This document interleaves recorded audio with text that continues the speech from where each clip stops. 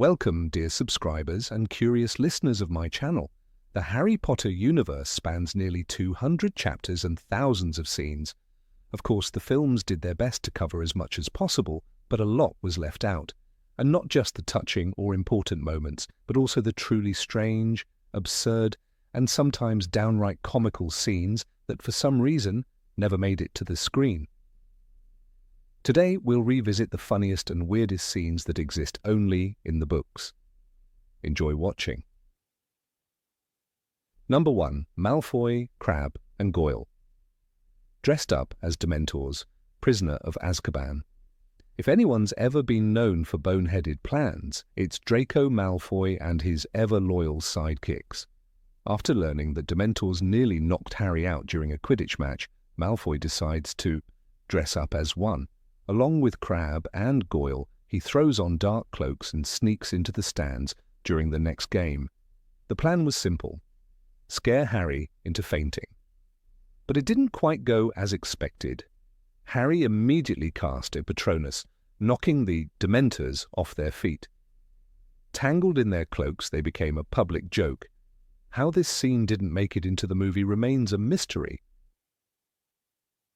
Number 2. Valentine's Day and the Singing Cupid Dwarfs, Chamber of Secrets. When a monster is attacking students and the whole school is in panic, a sensible teacher would try to keep things calm, but not Gilderoy Lockhart. On Valentine's Day, he stages a full-blown celebration. Corridors swarmed with dwarves dressed as cupids, delivering singing telegrams on request.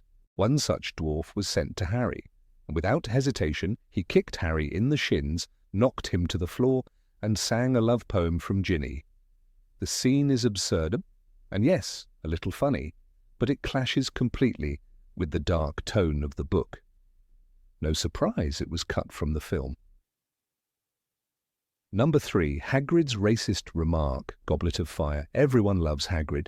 He's a kind soul, defender of the weak, and a friend to all, but even he had his awkward moments. When delegations from other wizarding schools arrive for the Triwizard Tournament, Hagrid casually says, "The less ye lot of to do with them foreigners, the happier you'll be." Wait, what? A bad joke? A clumsy comment? Or just a weird flash of xenophobia? Whatever it was, the filmmakers clearly decided not to ruin the beloved gamekeeper's image. Number 4. Harry almost leaps from the VIP box, Goblet of Fire. During the Quidditch World Cup match, each team brings out their mascots. The Bulgarians introduce the Veela, magical beings who hypnotize men. Harry and the Weasley brothers are instantly mesmerized, losing all sense of self. Harry, entranced by their beauty, nearly jumps off the viewing box just to impress them. Fortunately, Hermione yanks him back in time. A hilarious scene, especially considering how toned down the Veela were in the film version. Number 5. Crabbe and Goyle turn into girls, Half-Blood Prince. In Book 6, Malfoy spends much of his time lurking in the Room of Requirement, working on his secret plan. To keep people away, he stations Crabbe and Goyle on guard duty, but not as themselves. He makes them take Polyjuice Potion and disguise themselves as girls. Their task? Casually stroll near the entrance and watch the hallway. But where did Malfoy get so much potion? How did he get hair from real girls? And why girls? Why not older boys who wouldn't have to wear dresses? This scene raises far more questions than answers. Number 6. Neville sets his pants on fire, Half-Blood Prince. By 6th year, Neville has grown braver and more competent, but Peeves still knows how to humiliate him. In one chapter, the poltergeist blocks a door and only lets people through if they set their pants on fire. Guess who takes the bait? That's right, Neville. Why didn't he go around? Why didn't anyone help? The whole episode is so absurd, even Peeves himself would have cackled with joy. Naturally, the filmmakers skipped it, and skipped Peeves entirely, for that matter. Number 7. The second Quidditch match and a bludger to the head, Half-Blood Prince. Love Quidditch? The movies for Order of the Phoenix and Half-Blood Prince basically ignored it. One of the biggest losses, the second match of the season where Harry plays again for Gryffindor. Luna Lovegood is on commentary duty, and her style is, well, unique. She muses about how angry the quaffle looks and how nice the players' names sound. Meanwhile, on the pitch, chaos erupts. Cormac McLaggen, thinking he knows better than the captain, grabs a bat and accidentally hits Harry in the head with a bludger, possibly the most ridiculous way to bench a team captain. Harry wakes up in the hospital wing, and Cormac earns eternal shame.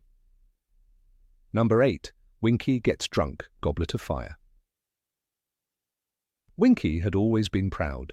She served the Crouch family with quiet loyalty, even when it meant keeping dark secrets. But after Bartemius Crouch Sr. dismissed her, in public no less, something inside her broke. By the time Harry next saw her in the Hogwarts kitchens, she was curled in a corner, eyes red, hiccuping through tears, and clutching a bottle of butterbeer. "Winky is a bad elf. Winky has no master," she sobbed, her speech slurred and soaked with guilt. For humans, butterbeer was harmless, but for house elves it acted like strong liquor. Dobby explained that Winky drank all the time now, trying to forget. "She's still very upset," he said, glancing nervously at her swaying form. It was both sad and surreal, a magical creature drunk on soda crying about honor and duty. The image didn't fit the family-friendly tone of the films, so it was cut. But in the book, it showed how deeply loyalty could wound, even when undeserved. Number 9. Harry and Ron fight a bush, goblet of fire. Harry and Ron were desperate. The Yule Ball was days away, and neither had a date. Wandering the snowy grounds, they stumbled across Snape and Karkaroff in hushed conversation. Both men looked tense. Curious and nosy, Harry hissed, "Quick, down!" and they dove behind a nearby bush. Only it wasn't just a bush. It was a hostile, tangled mess of branches that seemed to fight back. Ron's cloak snagged. Harry's sleeve tore. Twigs jabbed at their faces as they writhed, trying to stay hidden. "Get off me!" Ron whispered furiously, while a branch smacked him across the forehead. The more they struggled, the louder the rustling grew. All the while, Snape muttered about the mark growing clearer, and Karkaroff looked pale. A serious, dark conversation, drowned out by two boys wrestling a shrub. The scene in the book was equal parts suspense and slapstick. Important plot threads were being whispered just feet away, but Harry and Ron were too busy getting mauled by landscaping. It was classic teenage Potter, brave, curious, and completely unprepared. In the film, this entire moment vanished. No bushes, no secret meeting, no hilarious disaster, just another tiny bit of chaos that makes the books feel so alive. Number 10. Fleur kisses. Harry, goblet of fire. After the second task of the Triwizard Tournament, Fleur Delacour didn't hesitate. She rushed toward Harry, threw her arms around him, and kissed him hard on both cheeks. "You saved her," she cried, tears in her eyes. Harry stood frozen, his face burning red. He had only done what he thought was right. He couldn't leave Gabrielle underwater, even if it wasn't required. But Fleur's reaction stunned him.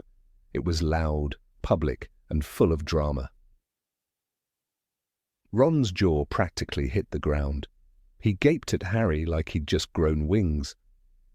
"Blimey," he muttered. Ron hadn't even spoken to Fleur properly before that moment, but now he was clearly jealous. The entire Gryffindor common room heard about it by dinner. Fred and George teased Harry for days. "Our little hero's got a fan?" George snorted. It was funny, awkward, and perfectly teenage. Fleur, graceful and older, planting kisses on a blushing 14-year-old in front of a crowd. It was the kind of scene that lived forever in school gossip. The film skipped it entirely. Fleur gives Harry a polite thank you and walks away. No kisses, no flustered grins, no jealous Ron. Maybe the scene was too odd to translate on screen, with the age gap, the crowd, the sudden emotion. But in the book, it worked. It made Harry human, not the boy who lived, but the boy who just got kissed and didn't know where to look. Number 11. Arnold the Pygmy Puff, half-blood prince. Arnold was small, pink, and perfectly round. A pygmy puff, no bigger than a tennis ball. Ginny adored him. She bought him from Fred and George's joke shop and proudly wore him on her shoulder like a living accessory. "He squeaks when he's happy," she told Hermione. Arnold didn't talk, didn't cast spells, didn't fight Death Eaters, but he was hers. And in a castle filled with danger, he brought her a little softness. In Half-Blood Prince, he made brief but memorable appearances. Once he squealed and darted into Ginny's pocket when a school owl swooped overhead. "He thinks she's going to eat him," Ginny laughed. It was a tiny moment, but it showed something important. Ginny had a world beyond Harry, beyond Voldemort, a world of small joys. Arnold was a symbol of that, quiet, silly, unimportant, but loved. The films erased him without a word. No puff, no pocket, no tiny pink squeaks. Maybe they thought he was too childish, or maybe they just didn't know what to do with a magical hamster ball. But in losing Arnold, they lost a part of Ginny too, the warm, playful side that lived behind the battle-ready gaze. And for fans of the books, that absence still squeaks. Number 12. Hermione and S.P.E.W. Goblet of Fire. Hermione's fire for justice burned brighter than ever in Goblet of Fire. After learning how house elves lived and served without pay, she was furious. "It's slavery," she declared. No one had asked, but she made it everyone's problem. She founded S.P.E.W., the Society for the Promotion of Elfish Welfare, and immediately began printing badges and handing out pamphlets. Ron groaned. Harry stayed quiet. No one really wanted to argue with her, but they also didn't want to join. She wasn't just passionate, she was relentless. In the Gryffindor common room, she badgered Fred and George, cornered Seamus, even guilt-tripped Neville. "You're not going to wear it?" she asked, eyebrows raised, holding out another silver S.P.E.W. pin. When that didn't work, she started knitting hats and socks and hiding them around the Gryffindor Tower, hoping the elves would find them and consider themselves freed. Dobby collected most of them. The other elves were horrified and refused to clean there anymore. The irony was brutal. Hermione was trying to help, but no one, not students, not elves, wanted her help. Even Ron pointed it out. "Have you ever asked them if they want to be free?" he snapped, but she wouldn't back down. To her, freedom wasn't optional. It was a right, even if she had to sneak it into their laundry baskets. In the films, this subplot vanished. Gone were the badges, the wool hats, the piles of knitted garments hidden like traps. It's not hard to guess why. Movie Hermione had to be polished, admirable, always right. Book Hermione, though, she was messy. She tried, failed, tried again, and in doing so she became real. A teenage girl desperate to fix injustice, even if no one wanted to be saved. Number 13, Dudley's Giant Tongue, Goblet of Fire. The fourth book opens with chaos, not at Hogwarts, but at number 4, Privet Drive.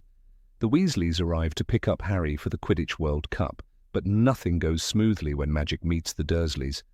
The twins, Fred and George, bring along a few tricks from their joke shop experiments. One of them, a toffee, accidentally drops to the floor during the visit. Dudley Dursley, always greedy and unaware, grabs it without a second thought. Seconds later, Dudley is choking. His tongue has begun to swell. Not just swell, grow. It spills out of his mouth, dragging past his chin, hitting his chest and stretching toward the floor. "It was 4 feet long before your father would let me shrink it," Molly Weasley screams at Fred later. The image is absurd and disturbing. A boy with a tongue the size of a scarf, gurgling in panic while his parents flail helplessly around him. The Dursleys, terrified of magic, are now dealing with its most horrifying joke. Harry stands by in silent awe.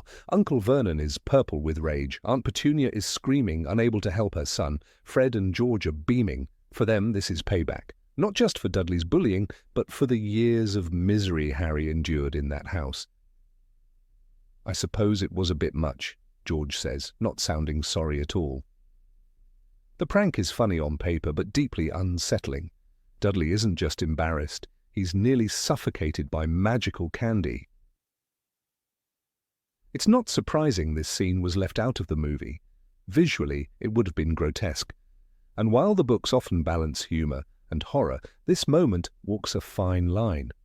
Dudley, the character often played for laughs, is suddenly the victim of a magical attack.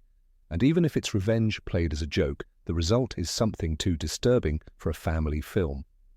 The tongue scene might be one of the Weasleys' best pranks, kiddies, but it's also one of the most unhinged in the entire series. Number 14, Percy and Penelope, Secret Romance, Chamber of Secrets. Percy Weasley always walked the halls of Hogwarts with his nose in the air and a prefect badge polished to a shine. He was serious, stiff, and spoke like a miniature version of a ministry clerk. But in Chamber of Secrets, readers got a glimpse of a different Percy, one who was sneaking around bathrooms, locking doors behind him, and blushing far more than any proper prefect should. It didn't take long for Fred and George to notice. Percy was acting suspiciously, and not in his usual "I'm better than everyone" way. It wasn't the chamber or a deadly snake he was hiding from, it was a girl. Percy had a secret relationship with Penelope Clearwater, a Ravenclaw prefect. When Fred accidentally walked into an abandoned corridor, he caught Percy and Penelope mid-kiss. Percy turned the colour of a ripe tomato. Fred and George never let him forget it. "We found out what Percy's been sneaking around for all this time," Fred says with a grin. "He's got a girlfriend." For someone so obsessed with rules, Percy was bending a few in the name of love. What made it even stranger was where Percy held his little rendezvous. Bathrooms, empty corridors, anywhere he thought no one would look. Fred once joked that Percy must have been taking relationship advice from Myrtle. The secrecy wasn't just awkward, it was over the top. Percy didn't even tell his own family, not Ron, not even their parents. It was as if he feared losing his image more than he feared being caught kissing in a hallway. The relationship wasn't the strange part. What's odd is how hard Percy tried to bury it. He wasn't breaking school rules. Penelope was a prefect too. Their romance wasn't forbidden, but Percy acted like it was a crime. That contradiction, the rule-obsessed brother hiding something perfectly allowed, said more about Percy than any lecture he ever gave. In Chamber of Secrets, between snakes and secrets, one of the weirdest mysteries turned out to be a red-faced Weasley hiding his first love behind a bathroom door. Number 15. Dobby's ridiculous hat, Goblet of Fire. In the dusty corridors of Hogwarts kitchens, far beneath the grandeur of the Great Hall, a pair of mismatched socks padded along the flagstone floors with purpose. One was bright orange with broomsticks dancing across the toes, the other deep purple with tiny glittering stars. They belonged unmistakably to Dobby, the house elf, whose sense of fashion had evolved, if it could be called that, into something that both shocked and endeared. In Harry Potter and the Goblet of Fire, this eccentric attire became part of a moment so vivid in the pages of the book that its absence from the film feels like the loss of a character, beat both comic and heartfelt. J.K. Rowling painted the scene with humour, awkwardness and affection. Dobby, free at last, making bold fashion statements as declarations of his independence, no matter how absurd they looked to anyone else. Dobby's reappearance in the fourth book was more than a reunion, it was a reintroduction. No longer the miserable creature begging Harry for silence, he was now a proud, if socially confused elf who took employment on his own terms. His outfit was his loudest protest. He was wearing a tea cosy for a hat, on which he had pinned a number of bright badges, a tie with a horseshoe pattern, and several woolly scarves tied around his waist. The film adaptation erased this particular vision of him, smoothing his appearance into something less distracting, more serious. But this decision came at the cost of character. In the book, the sheer absurdity of his outfit emphasized not only his freedom, but his hunger for identity, clumsy, vivid, unapologetic. It was Hermione who had unknowingly fueled Dobby's sock obsession.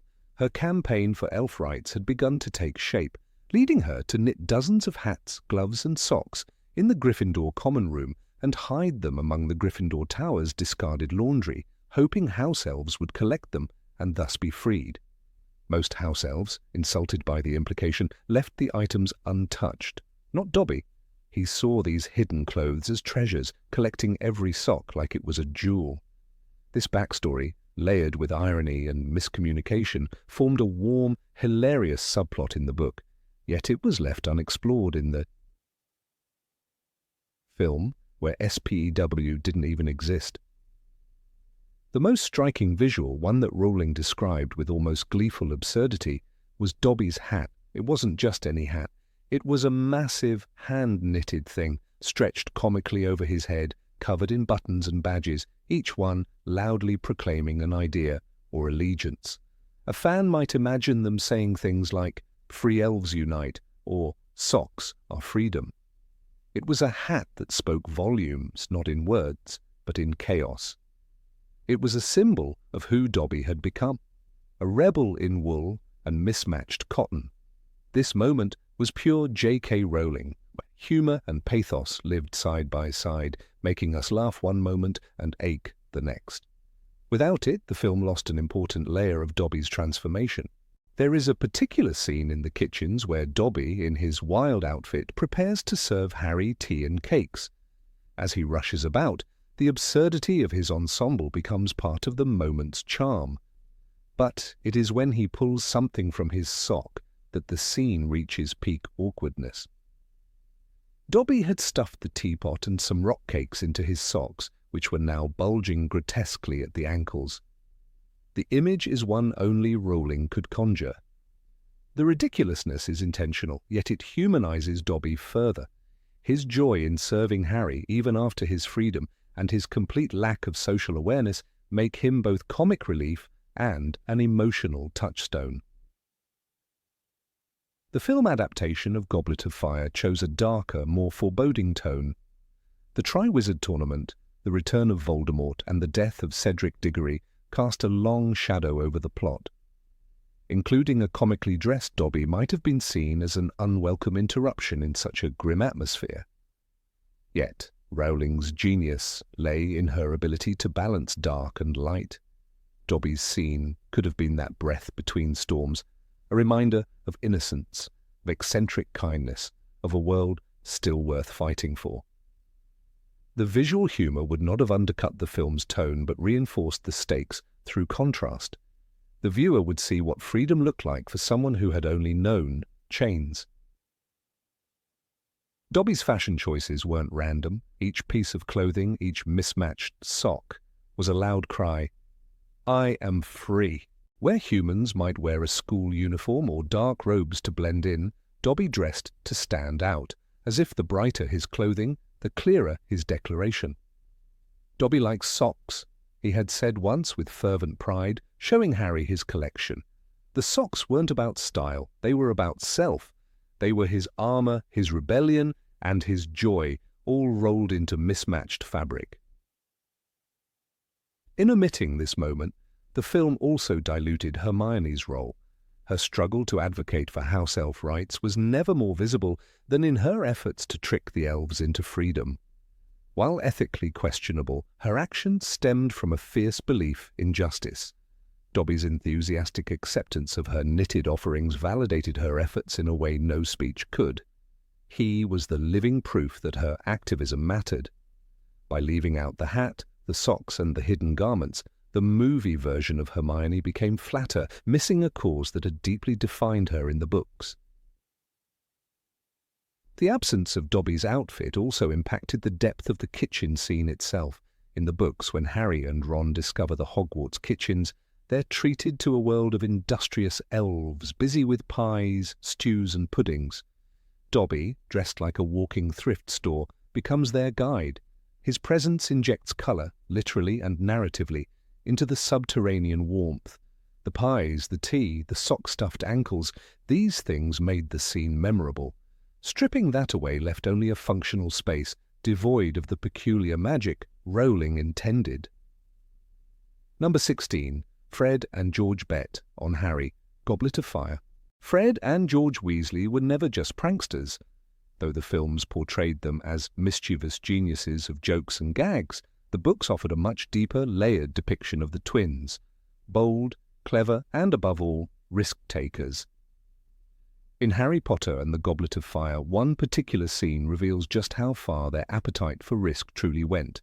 It's a moment brimming with tension, absurdity, and the unique charm of the Weasley twins, the day they made a bet on Harry Potter winning the Triwizard Tournament. Not Cedric Diggory, not Victor Crumb, not Fleur Delacour, but Harry, their 14-year-old friend who wasn't even supposed to compete.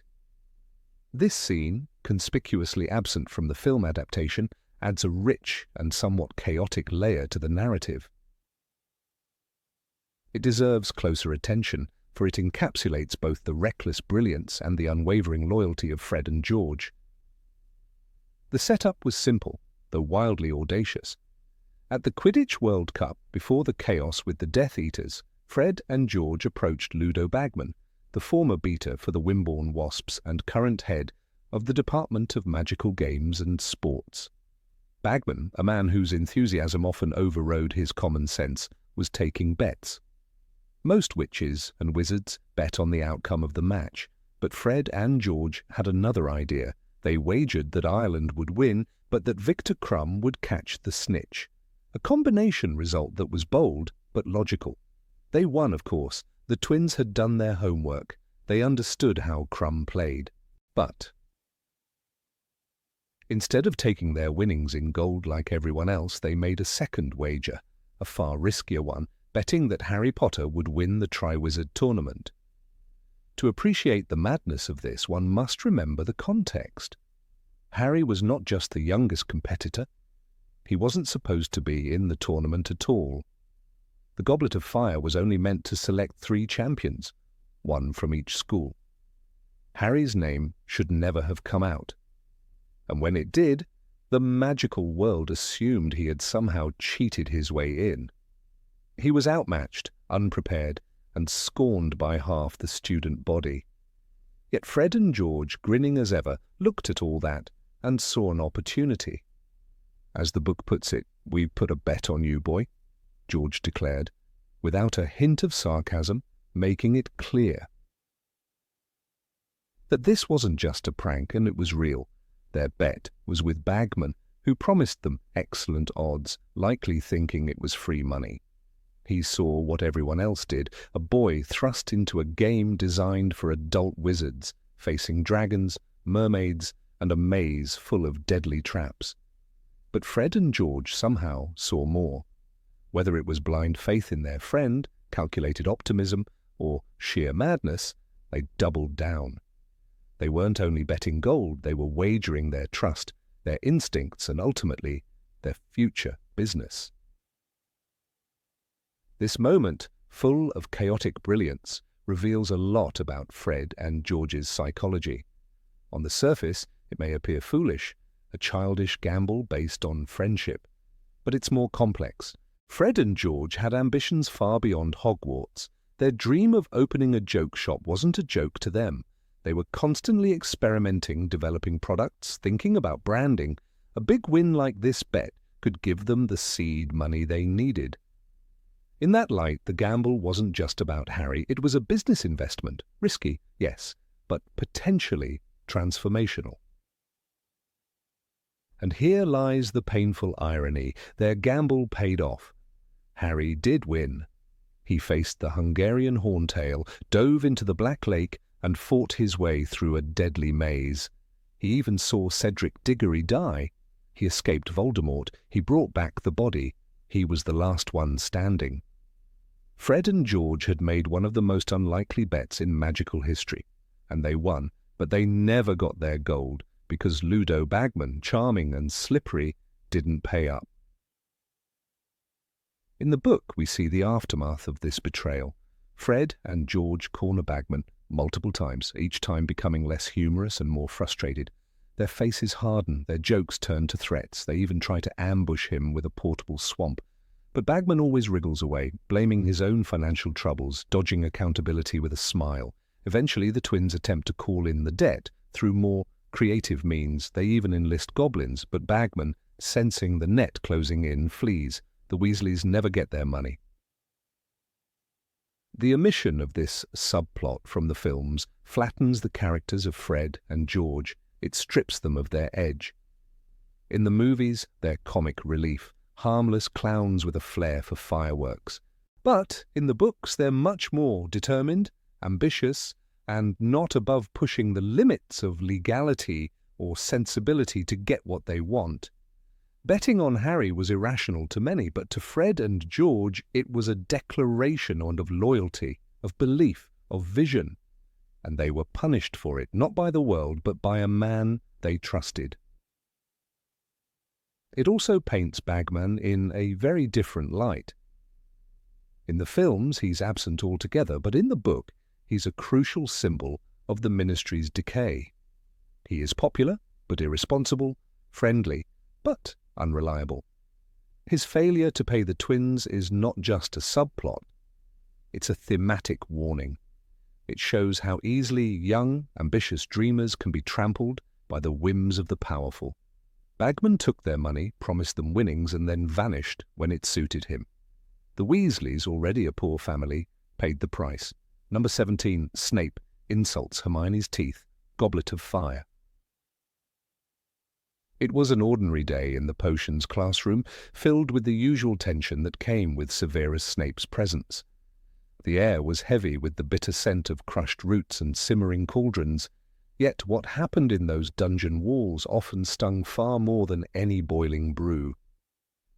Hermione Granger, brilliant and diligent, was sitting upright at her station, as always, prepared, ready, attentive. But something was different about her that day, something she hoped no one would notice. Her teeth. After an unfortunate encounter with Draco Malfoy's hex during a scuffle, Hermione's front teeth had grown rapidly and uncontrollably, and though Madame Pomfrey had managed to stop the curse's effects, the result was impossible to ignore. Her usually prominent front teeth had grown to an absurd length, stretching down past her chin before the nurse intervened. Snape noticed.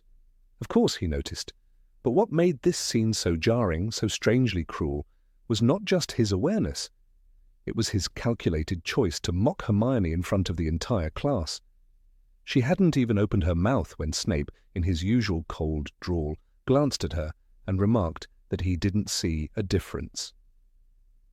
"I see no difference," he said, as if the grotesque enlargement of her teeth simply mirrored her usual appearance. The words weren't just dismissive, they were a direct attack on a young girl's appearance, her insecurities, and her dignity. The sentence, buried in Harry Potter and the Goblet of Fire, wasn't shouted or dramatized. It was quiet, cutting, and devastatingly personal. In that moment, Hermione's face paled. This wasn't a rival's jeer or a peer's joke. It was a professor, someone who held authority, trust, and, in theory, the responsibility to nurture his students. Instead, he chose humiliation. What made this worse was that it wasn't an isolated incident. Snape's disdain for Hermione had been subtly and sometimes overtly present for years, but this was no longer just bias, this was cruelty masked as sarcasm. The camera never captured this scene. In the Goblet of Fire film, Hermione's teeth remained untouched, her dignity preserved. The moment was stripped from the screenplay, perhaps in a conscious decision to protect the character of Snape, who, by the end of the series, was to become something of a tragic hero. But for readers, the memory of that line lingers, hauntingly sharp. One can't help but wonder if Snape's redemption arc would have been as embraced if these little cruelties had been fully displayed on screen. Hermione, though known for her fierce intelligence and unshakable logic, was not immune to the pain of being mocked. She may have been the brightest witch of her age, but she was also a teenager, insecure, self-aware, and desperately trying to navigate a world filled with magical perils and emotional landmines. To be insulted in such a targeted and petty way by someone like Snape could not simply be brushed off. She didn't retaliate, she didn't argue. She did what many hurt students do, she left. She made her way to the hospital wing, where Madame Pomfrey, ever kind and patient, offered to return her teeth to their previous size. But Hermione, eyes red and voice shaking, made a decision that surprised even herself. She asked the nurse to stop the reduction when her teeth were just a bit smaller than before, just enough to make a difference, just enough to erase a part of herself that had been the subject of so much ridicule. And thus, a teacher's cruel words changed a young girl's appearance forever. This scene, small in scale but massive in implication, speaks volumes about the emotional climate within Hogwarts. It wasn't just dark lords and death spells that caused trauma. Sometimes the damage came from the very adults entrusted with their care. Snape's comment wasn't clever, it wasn't funny, it was, in essence, a weapon, and he knew exactly how to wield it. For a man who had once been bullied and degraded himself, Snape seemed oddly comfortable inflicting that same brand of pain onto others, especially Hermione. There's a deeper irony that sits beneath this scene. Hermione had just been injured as a result of an altercation with Draco Malfoy, another character who often targeted her with slurs and ridicule. That she then faced similar treatment from her own professor creates a distressing parallel. It places Snape on the same moral shelf as the bullies he supposedly despised. It forces readers to confront the uncomfortable truth that not all cruelty comes from villains. Some of it comes from those draped in black robes and entrusted with chalk and authority. In a classroom filled with bubbling potions and muttered incantations, the most volatile element was not the fire beneath the cauldrons, but the venom that could drip from Snape's tongue. What made the remark so damaging was not only its content, but the context. In front of her peers, in a place of learning with no recourse, Hermione had no power in that moment. All her intelligence, all her hard work could not shield her from the humiliation of a trusted adult making her a punchline. It's curious that the filmmakers chose to remove this particular detail from the movie. Perhaps it was deemed too dark, too unsettling, too revealing of a side of Snape that might not blend well with his ultimate sacrifice. Perhaps they feared viewers would struggle to reconcile this moment with the image of a man who loved Lily Potter so deeply that he spent his life protecting her son. But the omission alters the weight of the narrative. It makes Snape seem flawed, yes, but not vicious. In reality, his character was far more complex and far more unsettling. Number 18, Mr. Weasley versus the Lift, Order of the Phoenix. Arthur Weasley had always been fascinated by the Muggle world, but his enthusiasm often outpaced his understanding. His collection of plugs, batteries, and rubber ducks at the Burrow was only the tip of the iceberg. His obsession bordered on childlike wonder, and while his heart was always in the right place, the results were often chaotic. Nowhere was this more painfully and hilariously obvious than during the visit to St. Mungo's Hospital for Magical Maladies and Injuries in Harry Potter and the Order of the Phoenix, when Arthur Weasley, recovering from a vicious Nagini attack, encountered a Muggle invention that he had long admired from afar, the elevator. The hospital, hidden in an abandoned London department store, retained certain traces of its original structure. Though adapted for wizarding use, some elements had been left curiously intact, like the ancient lifts that rattled up and down the building's spine. And Arthur, fresh out of intensive care and still wearing the telltale bandages on his torso, couldn't hide his delight at having a chance to operate one himself. This wasn't just another battery or television remote to dismantle. This was the lift, the crown jewel of Muggle engineering, a moving box that defied logic and gravity alike, and Arthur was determined to understand it. He had heard about them for years, of course. little metal rooms that could glide between floors with the press of a button. It was elegant, simple, and wildly complex, which is precisely why Arthur was completely unprepared to actually use one. When Harry, Ron, Hermione, and Ginny accompanied Molly to visit him, they found him near the lift bank on the 3rd floor, grinning with the kind of wild-eyed joy that children reserved for broomsticks and chocolate frogs. He had, it seemed, been experimenting with the controls. He had already pressed most of the buttons. The doors, which had opened and closed with a satisfying ding, had done so repeatedly over the last 10 minutes. First he had summoned the lift, then watched it arrive, then let the doors close again without stepping in. Then he summoned it again, then again. Each time he would marvel at the mechanism, watching how the light above the door blinked in sync with the floor numbers. "Marvellous! Simply marvellous!" he had exclaimed, according to Ginny's weary recounting. But things took a turn when Arthur finally stepped inside. Once inside the lift, Arthur faced a gleaming row of buttons, each marked with an unfamiliar number. He had read Muggle manuals, but pressing a button that said 4 should have gone to the 4th floor. Instead, something inexplicable had happened. The lift jolted, then rattled, then stopped entirely between floors. Arthur, undeterred, had apparently pressed several more buttons in succession, hoping to override the malfunction. All he achieved was to trigger an emergency bell and confuse a very startled healer who was waiting on the 5th floor. From the outside, Harry and the others could hear the muffled sounds of Arthur's voice echoing from within the lift shaft. He was calling out cheerfully about the splendid mechanics and seemed entirely unaware that the lift had stalled. "It's a thinking box," he shouted. "I believe it knows when someone's inside." His tone was rapturous, but for those standing in the hallway, especially Molly, the experience was less whimsical. Her face tightened with every second he remained trapped between floors, and it was clear that Arthur's curiosity had once again overridden his common sense.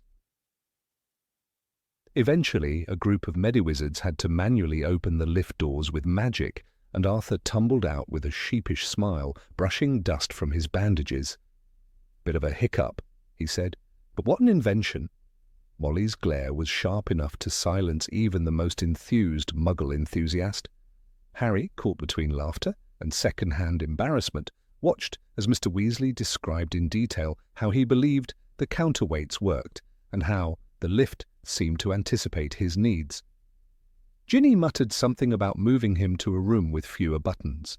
It was a scene drenched in awkward hilarity, but one that held deeper undertones. Arthur Weasley's character had always been defined by this precise mix of wonder and well-intentioned naivete. He was a man born into a magical world who chose again and again to marvel at the mundane. He revered what others ignored. And in this moment, wedged between the steel jaws of a lift he did not understand, he reminded everyone, including Harry, that curiosity was not without its cost. J.K. Rowling's writing captured this moment with brilliant awkwardness. The discomfort wasn't merely situational.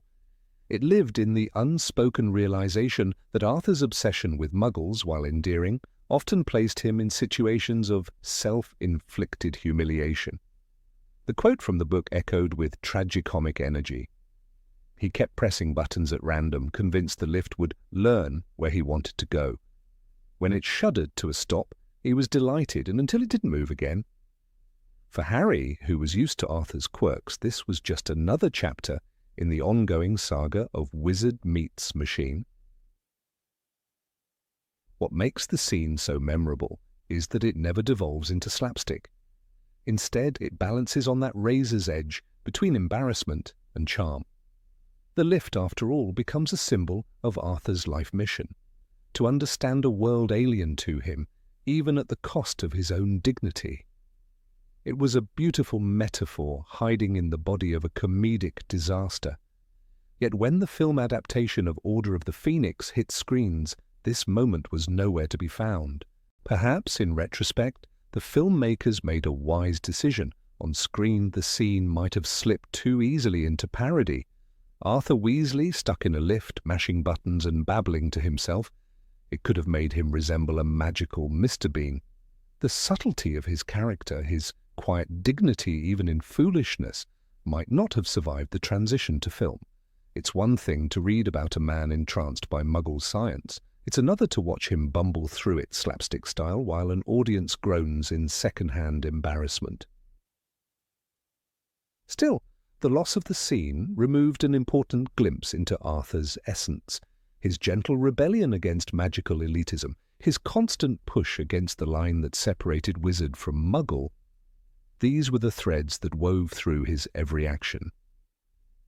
For Harry, who had grown up in the non-magical world, Arthur's reverence for simple things like rubber ducks and batteries served as a bridge between the two worlds. The lift scene, silly as it was, underscored that bridge beautifully. Arthur's misadventure also served as an unspoken lesson in the dangers of romanticizing the unknown. Just because something fascinates doesn't mean it's understood, and Arthur's entrapment between the third and fourth floors of St. Mungo's was living proof. The lift didn't care about his admiration, it responded only to order, not awe. And that cold, mechanical truth clashed perfectly with Arthur's warm, fumbling idealism. For readers, the scene became an unforgettable mental image.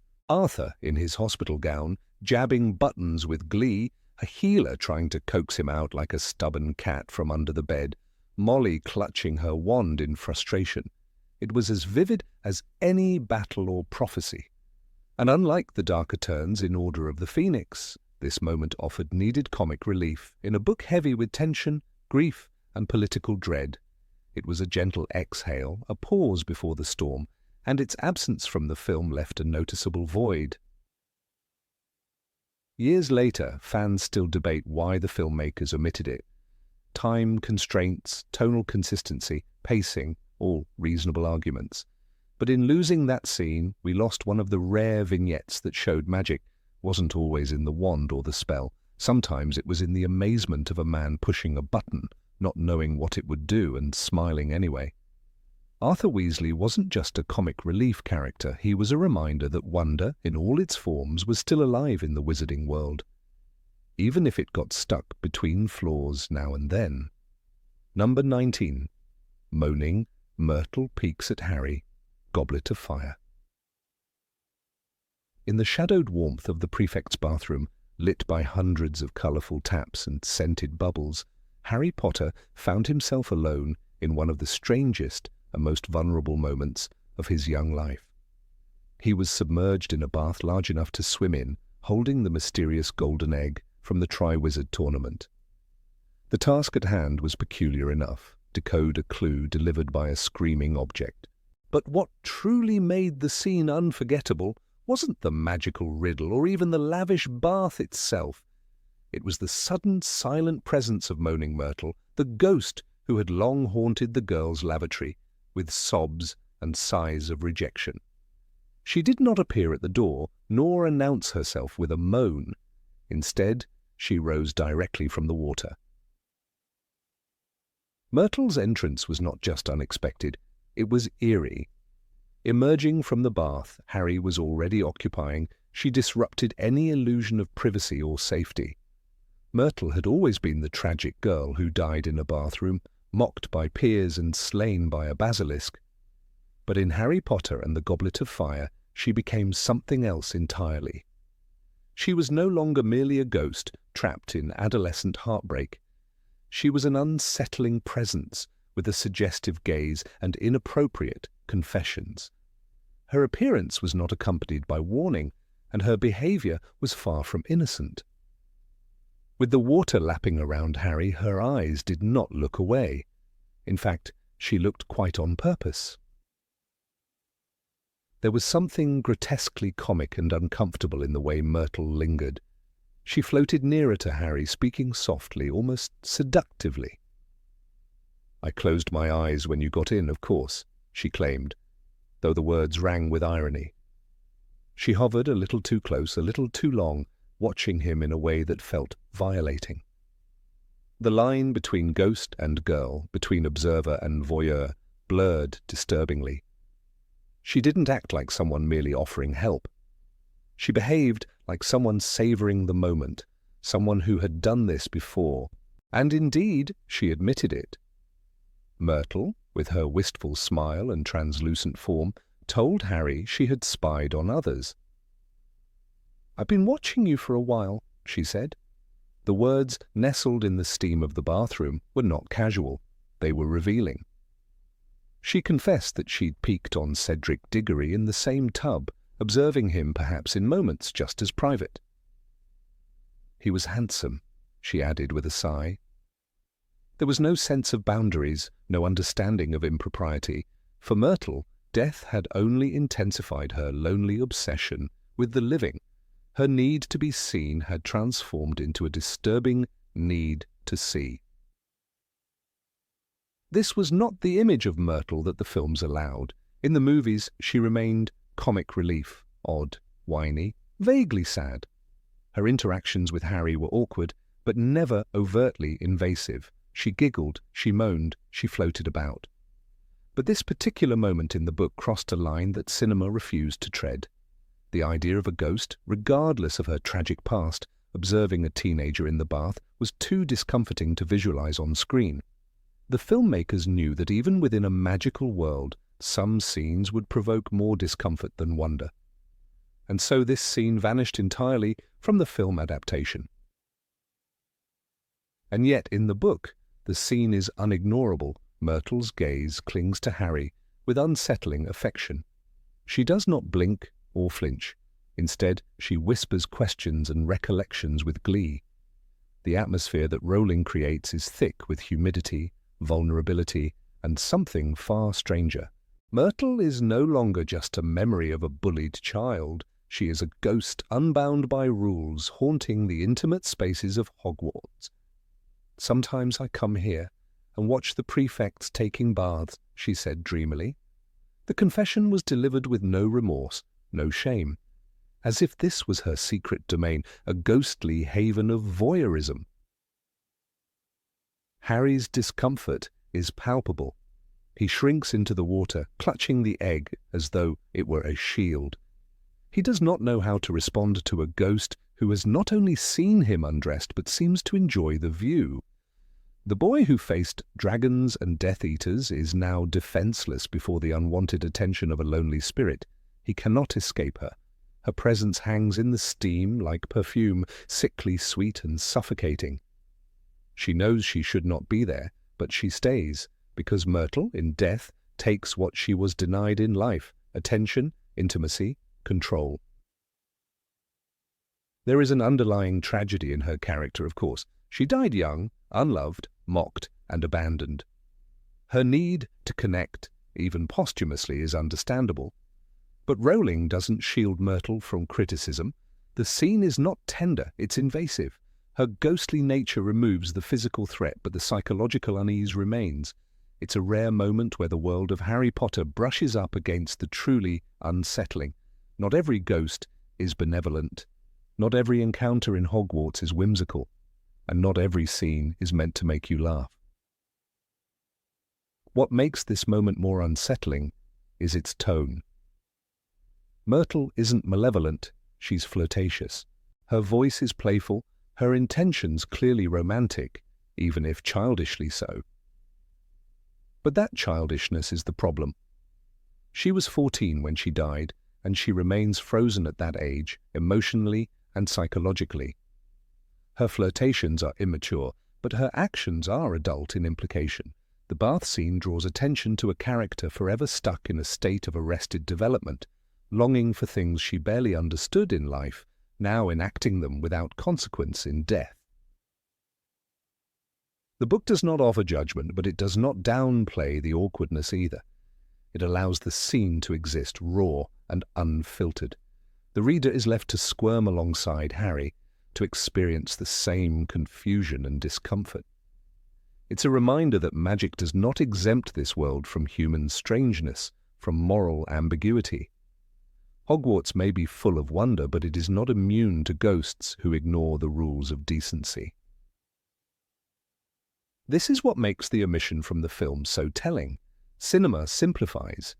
It flattens Myrtle into a quirky ghost with sad eyes, but the book allows her to be complicated, lonely, invasive, pathetic, and manipulative. She is not evil, but she is not harmless either. Her obsession with Harry goes beyond kindness. She invades his space, reads his body language, interprets his silence as permission. She is not a predator, but she is not innocent. She is above all desperate. It is rare in children's literature to find a moment so openly uncomfortable. But Rowling doesn't shy away from it. She writes it exactly as it feels. Wet, strange, and heavy with something unspoken. This is not a scene one would expect in a story about wizards and dragons, and yet here it is. In chapter 25, The Egg and the Eye, nestled between moments of mystery and mischief. It's one of the few scenes that remind readers that ghosts too have their shadows. There is an irony in the fact that Myrtle helps Harry solve the egg's riddle. Her presence is not only intrusive, it is also crucial. Without her, he might never have thought to open the egg underwater. Her knowledge, her past peeking, becomes part of his success. And so Harry cannot fully resent her. He needs her. This dependency makes the scene even more uncomfortable. She violates his privacy and then saves him. Gratitude becomes tangled with embarrassment. And then she disappears. Just as silently as she arrived, Myrtle vanishes beneath the bubbles, leaving Harry alone with his thoughts and his shame. The water is no longer comforting. It is tainted with the memory of her gaze. The egg scream, once a mystery, now seems easier to face than the ghost who breached his solitude. He will never speak of it again, and neither will she. But the scene stays. It lingers in the mind like steam on skin. Myrtle, in this moment, becomes one of the most complex figures in the series, not because of what she says, but because of what her presence implies. She is a ghost of tragedy and discomfort, of girlhood unfulfilled, and of boundaries unrecognized. Her scene in the prefect's bathroom is not magical. It is not beautiful. It is a chilling reminder that even in the wizarding world, there are moments too real, too strange, and too human to laugh away. Number 20. Petunia wanted to be a witch, Order of the Phoenix. Aunt Petunia Dursley, with her tightly pursed lips and eyes that always seemed to dart about the world in suspicion, was never portrayed with any real depth in the Harry Potter films. She was merely an echo of bitterness, a caricature of repression, a woman defined entirely by her scorn for her nephew and his world. But within the pages of Harry Potter and the Order of the Phoenix, J.K. Rowling slipped a single moment, a blink-and-you'll-miss-it revelation that shattered everything readers thought they knew about her. One word, dementors, and suddenly the mask cracked. The scene begins on Privet Drive, right after Harry narrowly survives a dementor attack alongside his cousin Dudley. When Harry mentions what happened, expecting blank incomprehension from his aunt and uncle, something startling occurs. Petunia, who had always pretended to know nothing of the magical world, suddenly speaks. "The Dementors," she says. "They guard the wizard prison, Azkaban." Harry stares at her, stunned. Uncle Vernon is speechless. The moment lands like a slap in the room. "How do you know that?" Harry demands, and Petunia, pale and trembling, replies in a voice unlike her usual one. "I heard that awful boy telling her about them years ago." She means James Potter. She means her sister Lily. That moment hits with the weight of an entire secret life. Petunia had not simply rejected the magical world, she had studied it from a distance, listening through doorways, remembering the terms, storing them away. She had heard James and Lily talk about Azkaban. She had remembered the word dementor all these years. She had never truly forgotten what her sister had been, or what she herself never could be. There is something tragic in this. It's not just disgust that fueled her hate, it's envy, shame, and heartbreak. Later in that same chapter, the truth emerges even more starkly. When Dumbledore sends a howler to Petunia, a rare and fearsome thing, Harry hears the voice boom through the house. "Remember my last, Petunia." And she does remember. She turns pale and silent. She does not argue when Dumbledore tells the Dursleys they must let Harry stay. She obeys. And in doing so, Rowling peels back another layer. Dumbledore had written to Petunia before. She had corresponded with him. There had been a letter years ago when Lily died. Petunia had never spoken of it. She had buried it deep. And yet here it was again, unearthed. Even more striking, in the very same conversation about the Dementors, Petunia reveals something Harry had never known. My sister, being what she was, she got a letter just like that and disappeared off to that school and came home every holiday with her pockets full of frog spawn, turning teacups into rats. Then comes the final twist. Petunia confesses almost unintentionally that she too had written a letter to Dumbledore begging to be let into Hogwarts. He said no, she says. That single sentence is devastating. Petunia had wanted to be part of it.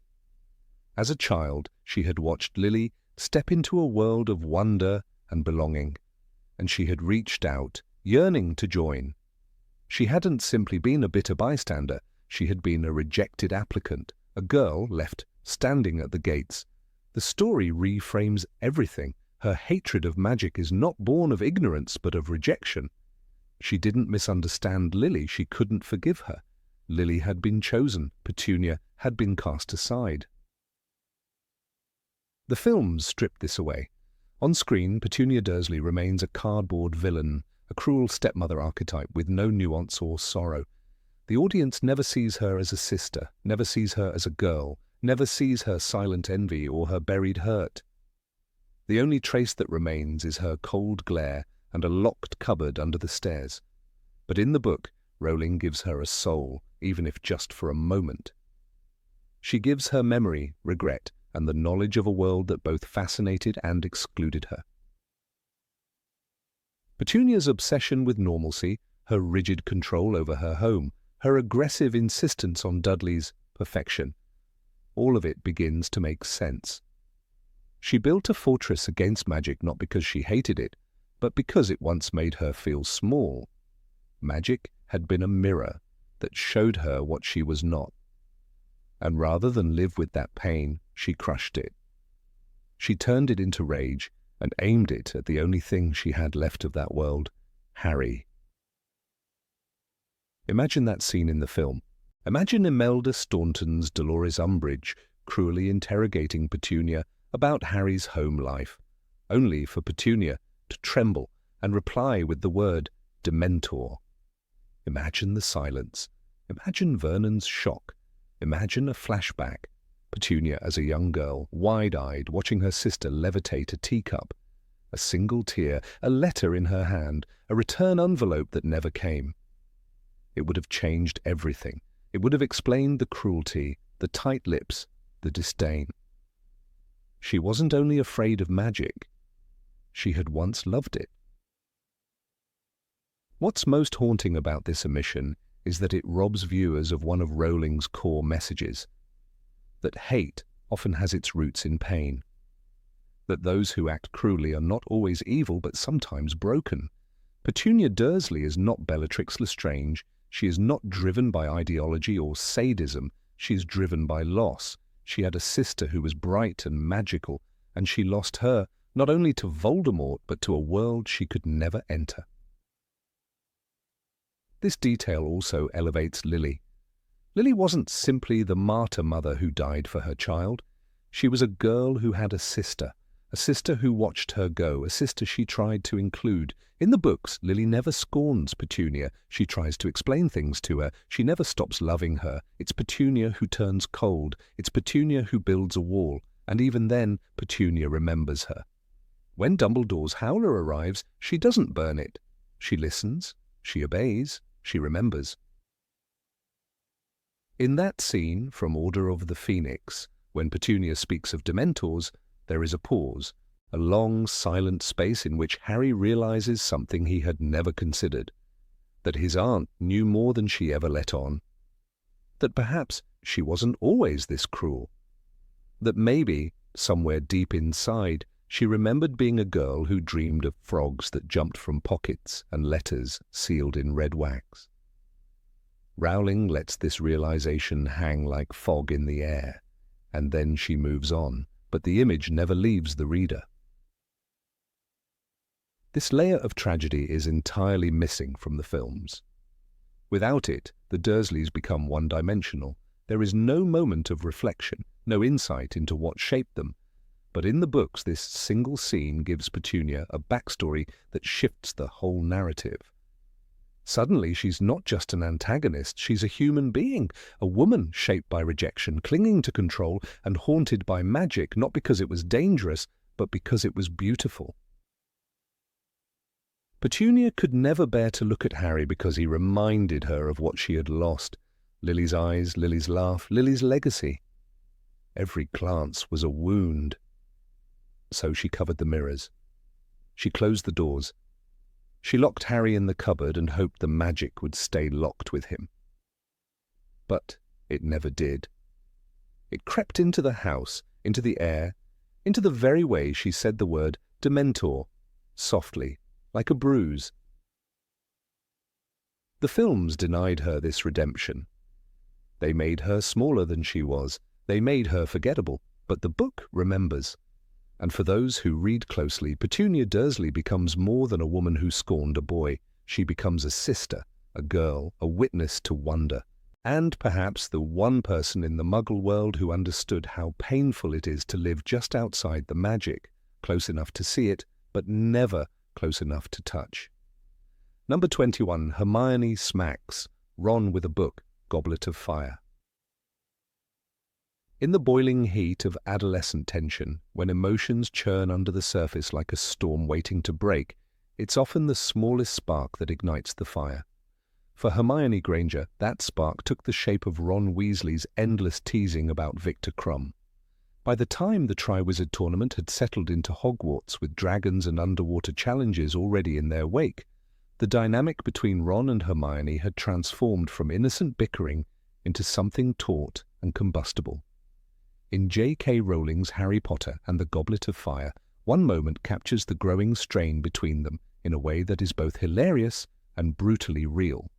A moment that the films completely omitted, choosing instead to soften the blow into wistful stares and verbal jabs. But in the book, Hermione Granger does not hold back. She strikes Ron over the head with a book, and the thud is as loud as the meaning behind it. The moment arrives in the common room, not during a grand magical duel or a Triwizard spectacle, but in the quiet of an evening at Hogwarts. The trio, Harry, Ron, and Hermione, sit together, yet the atmosphere is anything but peaceful. Ron, still stinging from his jealous suspicions about Victor Crumb and Hermione's time spent with him in the library, can't resist another jab. It's not just the words he chooses, it's the mockery that laces them, the tone that Hermione has heard too often and too bitterly.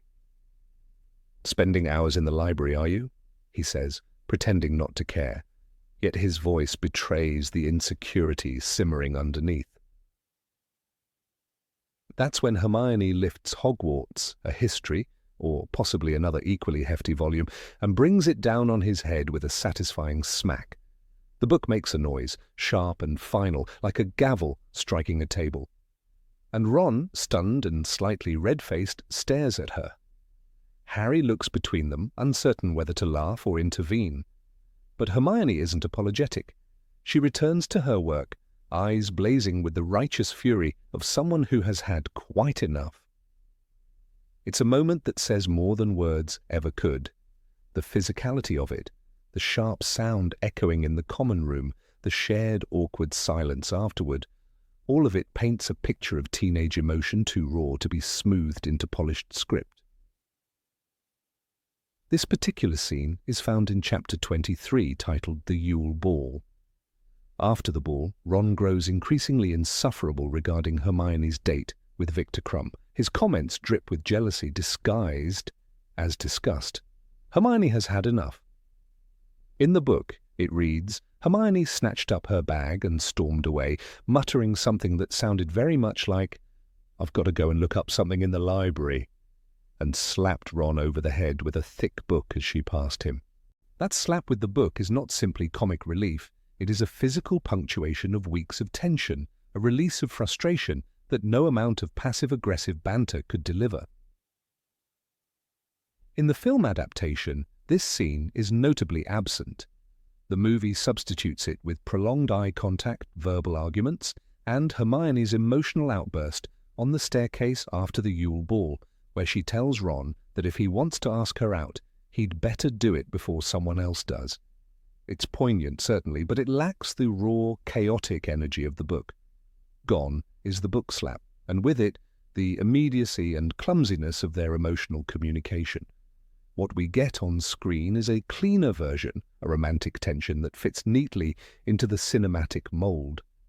But the original scene offers something more honest, an unpolished, imperfect flair of anger and adolescence. The decision to remove the scene from the film likely stemmed from concerns about tone. Hermione physically hitting Ron, even in a moment of frustrated exasperation, might have raised questions about aggression and appropriateness. Films, especially those aimed at younger audiences, often avoid scenes that involve violence between friends, even in jest. Yet within the context of the book, the scene feels earned. These are characters who have grown up together, who are navigating complex emotions for the first time, and who have not yet learned to express affection without barbs or blunders. What makes the scene so memorable is not just the comedy, but the way it peels back the layers of Hermione's usually composed character. She is often portrayed as the calm one, the thinker, the rational problem solver. But this moment reminds us that she, too, is vulnerable to the chaos of emotion. Her slap is not premeditated or cruel. It is a reflex, the eruption of feelings held back for too long. And Ron, for all his faults, is not innocent in provoking it. His jealousy has become barbed, his jokes tinged with bitterness. The book shows us what the film avoids, that these characters, for all their magic, are achingly human. Ron and Hermione's relationship thrives on tension, and the book never shies away from showing the jagged edges of that connection. By the fourth installment, their dynamic is less playful and more volatile. Hermione's actions are born not only of anger, but of disappointment, the sting of being belittled by someone she expects more from. That book slap becomes a symbol of her frustration, not just with Ron's jealousy, but with the way boys her age, and perhaps Ron in particular, fail to see the effort it takes to be both smart and vulnerable, strong and tender. There's a rhythm to the books that doesn't always translate to film, especially in how they portray emotional development. Scenes like this one, small, messy, and rooted in character, are sacrificed in favor of broader narrative strokes. But losing the book slap means losing a piece of who Hermione is becoming. It's not about violence. It's about standing her ground, asserting her limits, and demanding to be seen not just as a friend or a brainy girl in the background, but as someone with feelings that can be bruised and boundaries that should be respected. In many ways, the moment is a reversal of traditional gender roles. Hermione, the girl, is the one delivering the blow, not in a cruel way, but in a moment of spirited protest. Ron, for once, is on the receiving end. It's jarring because we expect Hermione to lecture, not lash out. But that's the brilliance of it. Rowling allows her characters to be complex, inconsistent, and flawed. Hermione can be compassionate and ruthless, logical and explosive, all within the same chapter. And in that sense, the book's slap is a declaration. She will not be reduced to a trope. This isn't the first time Ron and Hermione's tensions spill into physical space. but it is one of the few times it ends in a comically physical expression. It's not about harm, it's about impact, literal and emotional. The book doesn't dramatize it into something sinister, nor does it brush it off. It simply lets it be what it is, a girl fed up with a boy who still doesn't know how to say what he feels. And in that way, it's painfully, beautifully accurate. The readers remember the moment not because it's shocking, but because it's true. How many teenage friendships ride the razor's edge of teasing and hurt? How many crushes are masked in sarcasm until they snap? Hermione's book slap is the embodiment of that breaking point, and it resonates because it doesn't pretend to be elegant. It's messy, real, and entirely justified in the strange landscape of young love. The absence of this scene in the film leaves a gap that even the most poignant dialogue cannot fill. We miss the sound of that thud, the awkward pause that follows, the way Ron rubs his head in sheepish silence. We miss the power of that brief explosion, a moment that could have injected more grit into their cinematic relationship. Instead, we get the softened version, stripped of chaos and consequence. Hermione's slap is a moment of control reclaimed. It is not about hurting Ron, but about setting boundaries in a world where emotions often get trampled under the weight of destiny and danger. In that single gesture, she asserts her dignity and demands respect, not just as a girl with a crush, but as a person who deserves better than passive-aggressive ridicule. It's a lesson Ron learns slowly, but the journey begins with that slap. Ultimately, the missing scene is a reminder of how much richness exists between the lines in the books. Not every beat makes it to the screen, but those that do leave behind echoes of what might have been. Hermione hitting Ron with a book may seem trivial, but it captures the soul of teenage growing pains in a way no polished dialogue ever could. It's one of those brilliant, unfilmable truths, clumsy, impulsive, and absolutely unforgettable. Number 22, Peeves drops. Dung bombs, Chamber of Secrets. In Harry Potter and the Chamber of Secrets, J.K. Rowling painted Hogwarts as a castle, not only full of magic, but often barely functioning through chaos, with mischief and madness taking root in every dusty corner. In the book, one of the clearest embodiments of this chaos is Peeves the poltergeist, a character who, despite being mentioned constantly in the novels, was completely omitted from all the films. And while readers accepted his absence with mild disappointment in the first movie, by the time the second film was released, a glaring opportunity had already been missed. Nowhere is this more apparent than in the scene surrounding the growing fear of the basilisk, where Peeves goes from mischievous nuisance to full-blown anarchist.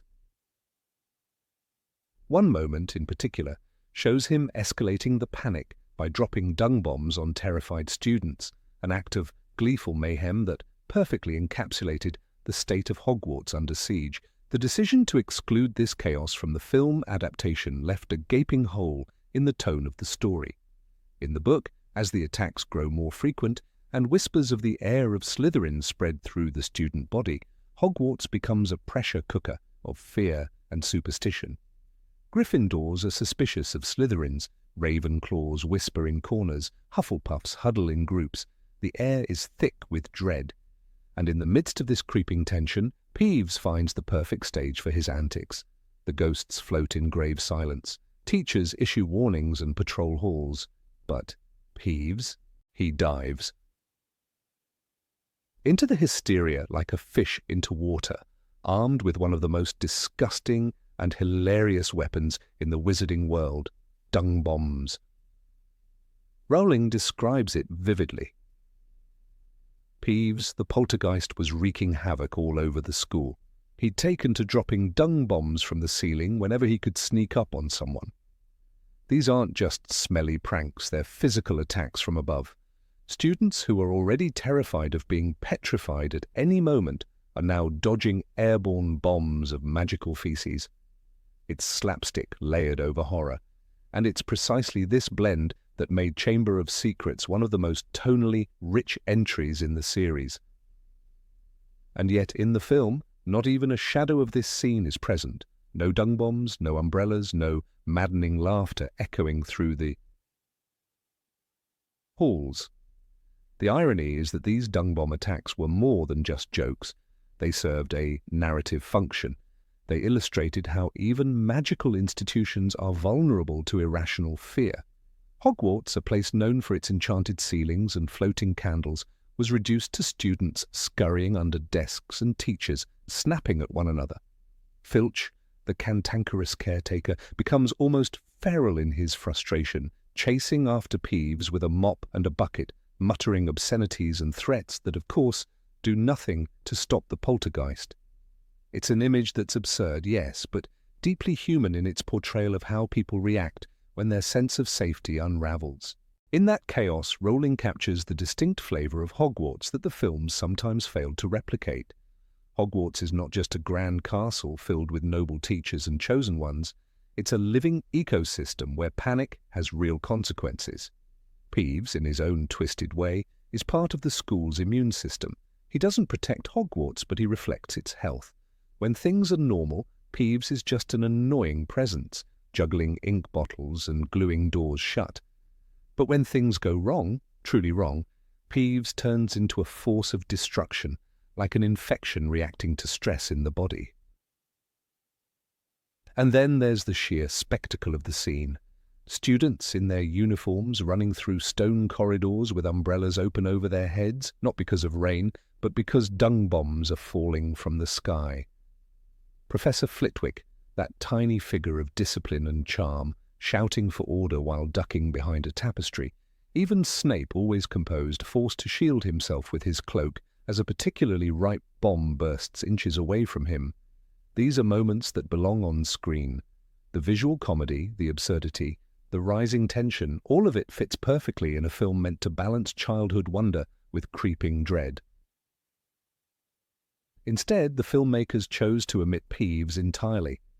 And not just in Chamber of Secrets, but in every single movie. The justification, according to interviews, was that Peeves was too difficult to work into the plot, too disruptive to the structure of the screenplay. Yet in truth, it wasn't about story, it was about tone. The movies often chose a cleaner, more solemn Hogwarts. Mischief was relegated to the Weasley twins. Chaos was streamlined. Anything that didn't drive the plot forward was cut. But by doing so, the world lost its rough edges, and nowhere is that loss more evident than in the dung bomb scene. Part of what makes this moment so unforgettable in the book is that it doesn't come out of nowhere, it builds naturally.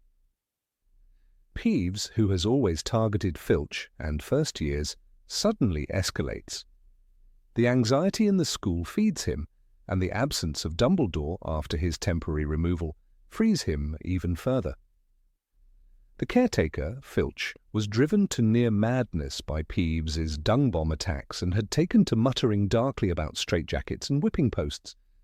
This line, almost hidden between plot beats, encapsulates the fragility of order at Hogwarts. Peeves becomes the embodiment of what happens when fear overrides structure.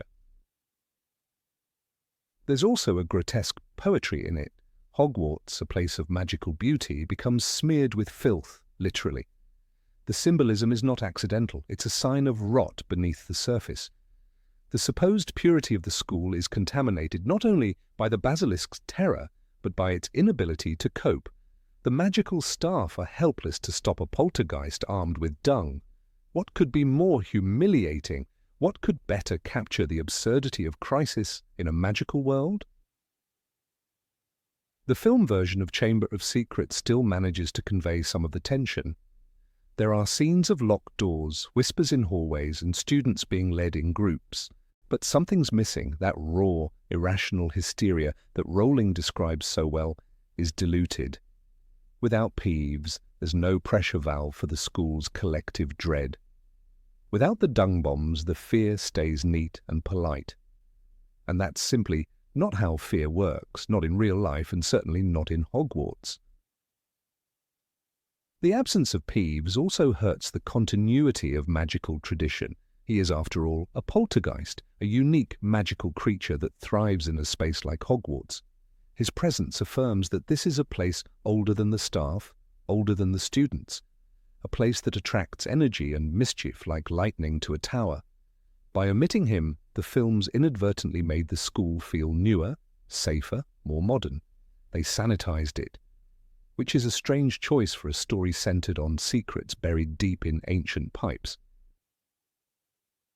Even Christopher Columbus, the director of the first two films, admitted they had filmed scenes with Peeves, portrayed by Rick Mayall, but those scenes were cut in post-production, and so this moment, this bizarre, disgusting, hilarious moment where students walk through ancient hallways with umbrellas to avoid magical feces, was lost to the cutting room floor. Perhaps it was deemed too childish, perhaps it was seen as undermining the seriousness of the basilisk threat. But what it really did was strip away one of the best examples of Rowling's tonal genius, her ability to make readers laugh even as they're gripping the edge of their seat. There's something to be said for balance. In the world of Harry Potter, darkness always looms, but it's the juxtaposition of that darkness with the ridiculous that gives the books their charm. A giant serpent slithers through pipes hunting muggle-borns. A poltergeist throws dung bombs from above. Both things happen in the same castle, often within the same chapter. That's not a flaw, that's the magic of it. Peeves doesn't cheapen the fear, he heightens it by making it surreal. He reminds us that fear doesn't always lead to solemn silence. It can lead to madness, hysteria, and sometimes to laughter. In the end, it's hard not to imagine what could have been. The towering halls of Hogwarts echoing not only with screams but with the cackling voice of Peeves, students in their black robes running for cover, clutching books and satchels as dung bombs fall. Filch howling in rage, slipping on a mess in the corridor, his face red with fury. Umbrellas opening inside, rules being broken, chaos in its purest magical form. It would have been unforgettable. It was unforgettable in the book. And that's why its absence in the film is still so hard to forgive. Number 23. Harry yells at Professor McGonagall, Order of the Phoenix. In the shadowy corridors of Hogwarts, tension often simmered just beneath the surface, but never more so than during Harry Potter's 5th year. That year was different, darker, heavier. It wasn't just about magic anymore. It was about the truth being strangled by lies, about isolation, fear, and the unbearable weight of being believed by no one. Harry, carrying the trauma of witnessing Cedric Diggory's death and the return of Voldemort, found himself locked in a school that felt more like a prison than a sanctuary.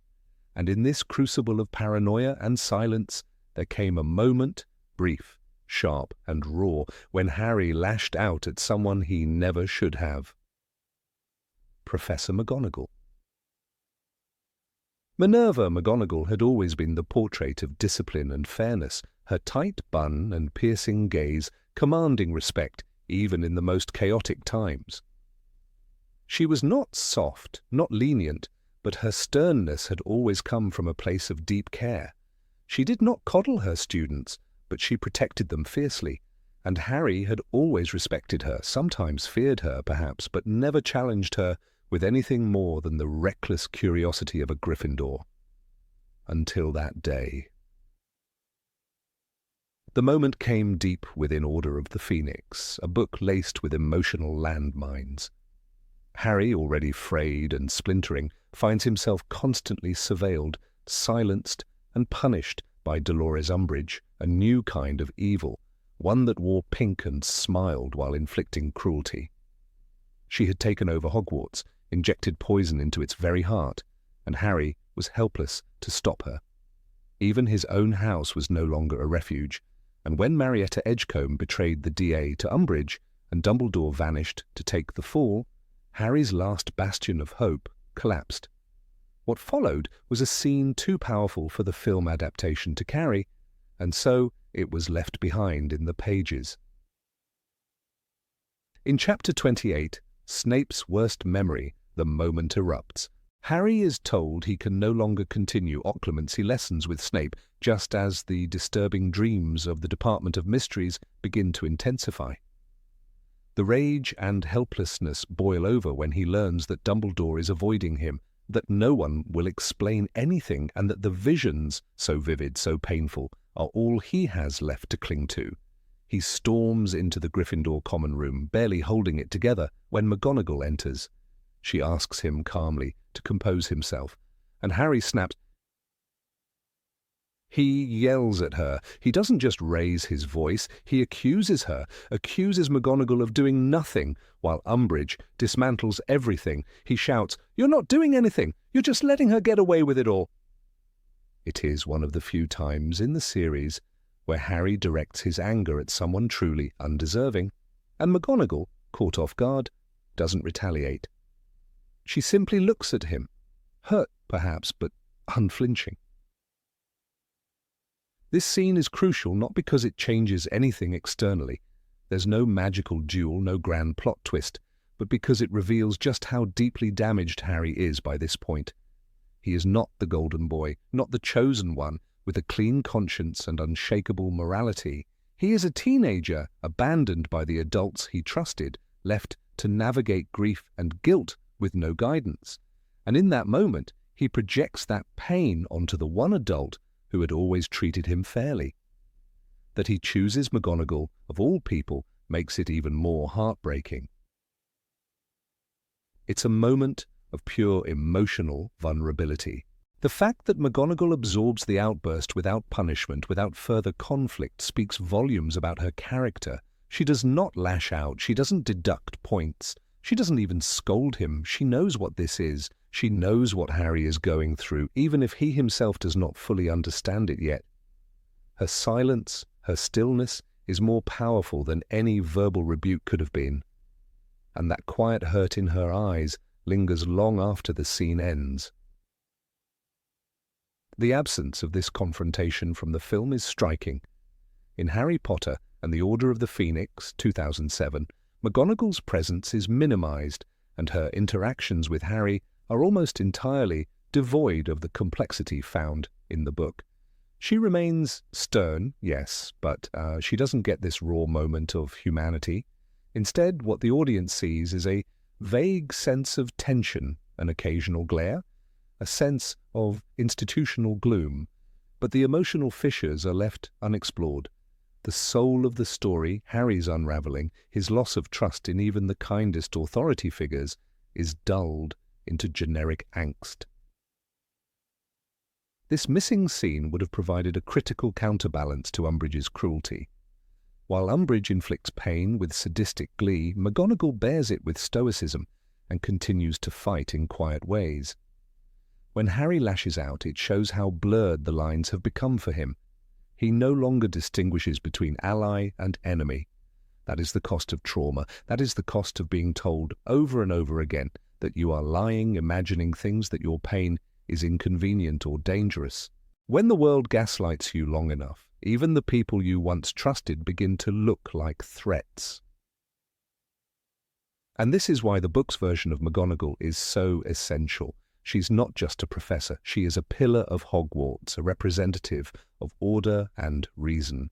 She never seeks glory or drama, she simply does her duty. And in this moment when Harry fails her, yes, fails her, she does not falter. Her strength lies in her restraint, in her ability to recognize the suffering underneath the aggression. That is the mark of a true mentor. The films often polished away these sharp, uncomfortable edges in favor of sweeping visuals and simplified conflict. But what they lost, in doing so, were moments like this, moments that made the characters feel achingly real. In the books, Harry is not always right. He is not always kind. He is not always the hero people want him to be. But he grows, he learns, and that learning process involves mistakes like yelling at McGonagall. It involves understanding, much later, the full weight of what she meant to him. Later in the book, when McGonagall is attacked by Ministry auras and sent to St. Mungo's, Harry is furious, not just at the injustice, but because he has not made things right. The last real interaction he had with her was that outburst, and now she is gone. That silence, that lack of resolution, haunts him in a quiet but persistent way. It is a reminder that anger can break even the strongest bonds if left unchecked, and that apology sometimes comes too late. By cutting this moment, the film deprived Harry of a critical emotional arc. We never see him cross that line. We never see him lose control in a way that is unjustified. We never see McGonagall's pain. And so when he becomes the leader of Dumbledore's army or faces Voldemort in the final battle, it feels too clean, too smooth. The path of a hero is supposed to be jagged. This missing scene is one of those essential fractures. The emotional honesty of the books, painful, messy, and sometimes cruel, is what makes them resonate. Harry's 5th year is the book of the breakdown. It is the book where he loses Sirius, is manipulated by the Ministry, betrayed by his classmates, and driven to the edge by dreams he doesn't understand. His anger is not theatrical, it is deeply human. That he turns it on McGonagall, someone who had always stood by him, marks a low point. And low points are essential if triumph is to mean anything. The scene is not loud or action-packed, but it crackles with quiet intensity. It shows Harry at his most fragile and McGonagall at her most merciful. It is a window into a strained relationship, tested not by betrayal, but by exhaustion and fear. It is a moment that could have enriched the film with more depth, more pain, and ultimately more growth. And yet it was left on the cutting room floor. In the end, readers are left with a memory of McGonagall's expression, a flicker of sadness that Harry does not even notice in the moment. That is the real tragedy of the scene, not the shouting, not the accusation, but the silence that follows.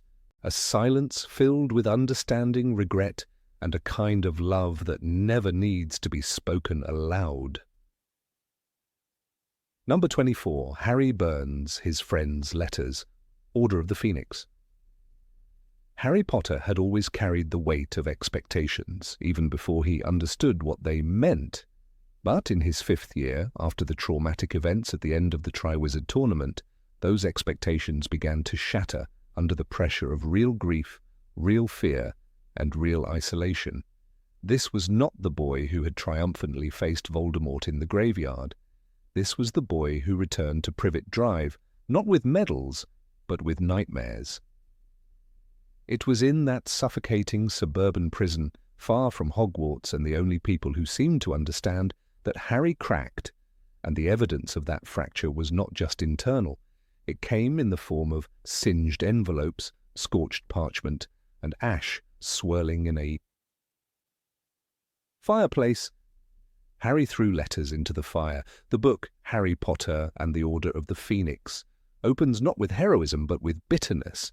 Harry is angry, genuinely, unrelentingly angry. He's not just annoyed with Dudley or Uncle Vernon. He's furious at Dumbledore for leaving him out of the loop, at his friends for their vague and cryptic letters, at the whole world for pretending like things were fine when Cedric Diggory was dead and Voldemort was alive. That darkness, so vividly real in the book, never fully translated to the screen. One of the most quietly unsettling scenes, Harry's decision to destroy the letters from Ron and Hermione, never made it into the film, but it lingers in the pages, awkward and unforgettable. The moment unfolds with the precision of teenage despair. After days of waiting, sulking in the heat of summer, Harry finally receives a letter. It isn't full of news or reassurance. It's short, sterile, clearly censored by adults, and most of all, condescending in Harry's eyes. Hermione's note, for example, simply reads, "We're thinking of you. Keep your chin up." Ron's is barely more informative. To Harry, these words scream of pity, not friendship. And so, in a house where he has never felt like he belonged, Harry watches these carefully written words, sent by the only people who supposedly cared about him, curl up and vanish in flame. What makes this scene so powerful in the book is not just the act of burning the letters, but the unspoken emotion behind it. Harry isn't throwing a tantrum, he's imploding. There is something disturbingly final about choosing to destroy the only thread of connection between yourself and the outside world. It's an act of self-sabotage that only a deeply wounded person would commit. The scene is dark, almost too dark, which may be why the filmmakers omitted it. but the absence speaks volumes. On screen, we see an angry Harry, but a contained one. In the film version of Order of the Phoenix, Daniel Radcliffe portrays Harry with flashes of temper, shouting in Dumbledore's office or snapping at friends in the Gryffindor common room. But he never crosses into self-destructive territory. He never sets fire to tokens of friendship. The omission is likely intentional. The image of Harry Potter, symbol of hope, the chosen one, throwing kind messages into a fire, might have been too unsettling for a mass audience. Still, for readers of the book, the scene is unforgettable in its emotional honesty. There's something almost symbolic about the fireplace. It has often served as a magical portal to the Ministry of Magic, to the Fleur network, even to communication. And yet here, in the sterile living room of number 4 Privet Drive, the fireplace becomes a tomb for Harry's emotions. The letters don't disappear magically. They burn, they crumble, they release the acrid scent of ink and regret. It's not an elegant moment, it's clumsy, raw, and painfully human. It's the kind of scene that turns a character from a legend into a real person. It's easy to forget, amid the spells and heroics, that Harry is 15 years old during these events. He has seen more death than most adults, been marked by trauma, and left without therapy or consistent guidance. The wizarding world rallies around him in secret, but to Harry it feels like abandonment. The letters meant to soothe him do the opposite. They become proof that no one is telling him the truth. And so, in a small but potent act of rebellion, he rejects the kindness of others. He throws their words into the flames as if to say, "If you won't tell me what's going on, I don't want your sympathy." The 5th book is rich with Harry's inner turmoil. It is narrated almost entirely through his wounded perception, which often distorts the good intentions of others into cruelty or condescension. His rage at Hermione's letter isn't really about the words on the page. It's about the fact that he can't trust anyone to be honest with him anymore. After the Ministry's denial of Voldemort's return, after Dumbledore's cold distance, Harry feels adrift. The letters are just casualties of that greater storm. When Sirius eventually confronts Harry about his behavior, we begin to see the cracks, but the damage is already done. The burned letters represent more than a moment of petulance. They are a rite of passage. They mark the death of the innocent, trusting Harry. In his place rises someone who questions authority, doubts loyalty, and fights not just dark wizards, but the institutions that protect them. It's the beginning of a psychological transformation, and it starts with fire. The Harry Potter films, though beloved, often shy away from the jagged edges of Harry's personality. He is too often portrayed as the reluctant hero, brave but restrained. The novels, by contrast, show a Harry who is deeply flawed, who screams, who cries, who lashes out at the people he loves most. The decision to exclude the letter-burning scene reinforces this sanitization.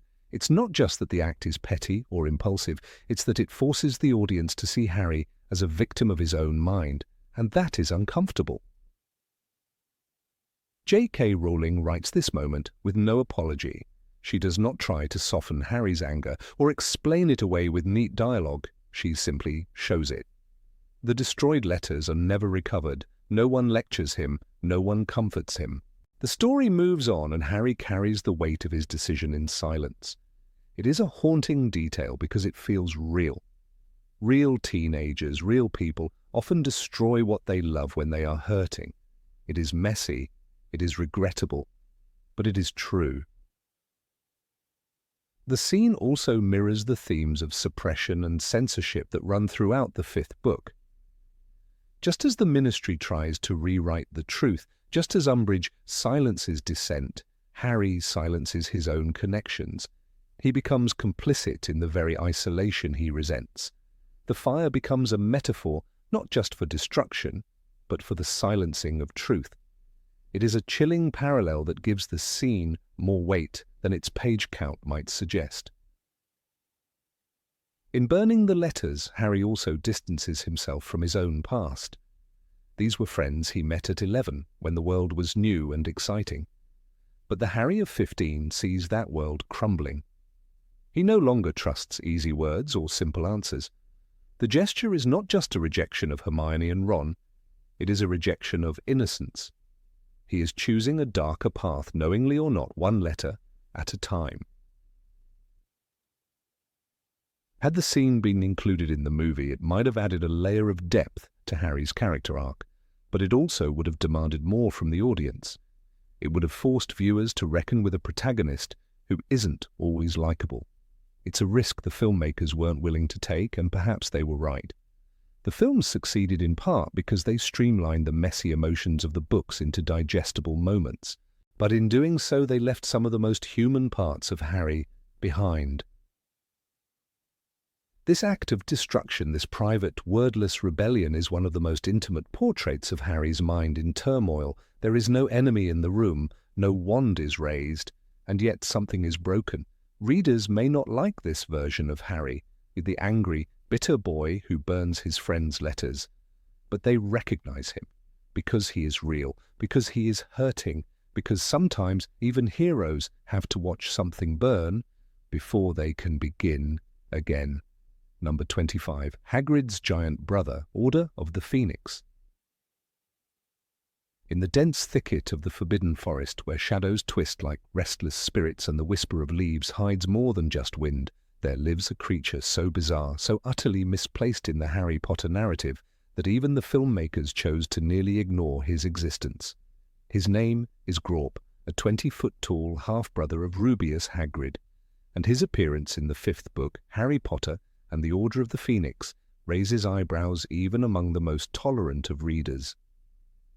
Hidden within the pages lies a peculiar subplot, where Hagrid, in all his well-meaning foolishness, drags his giant sibling across mountains and forests, only to chain him to a tree in Britain's most dangerous woodland.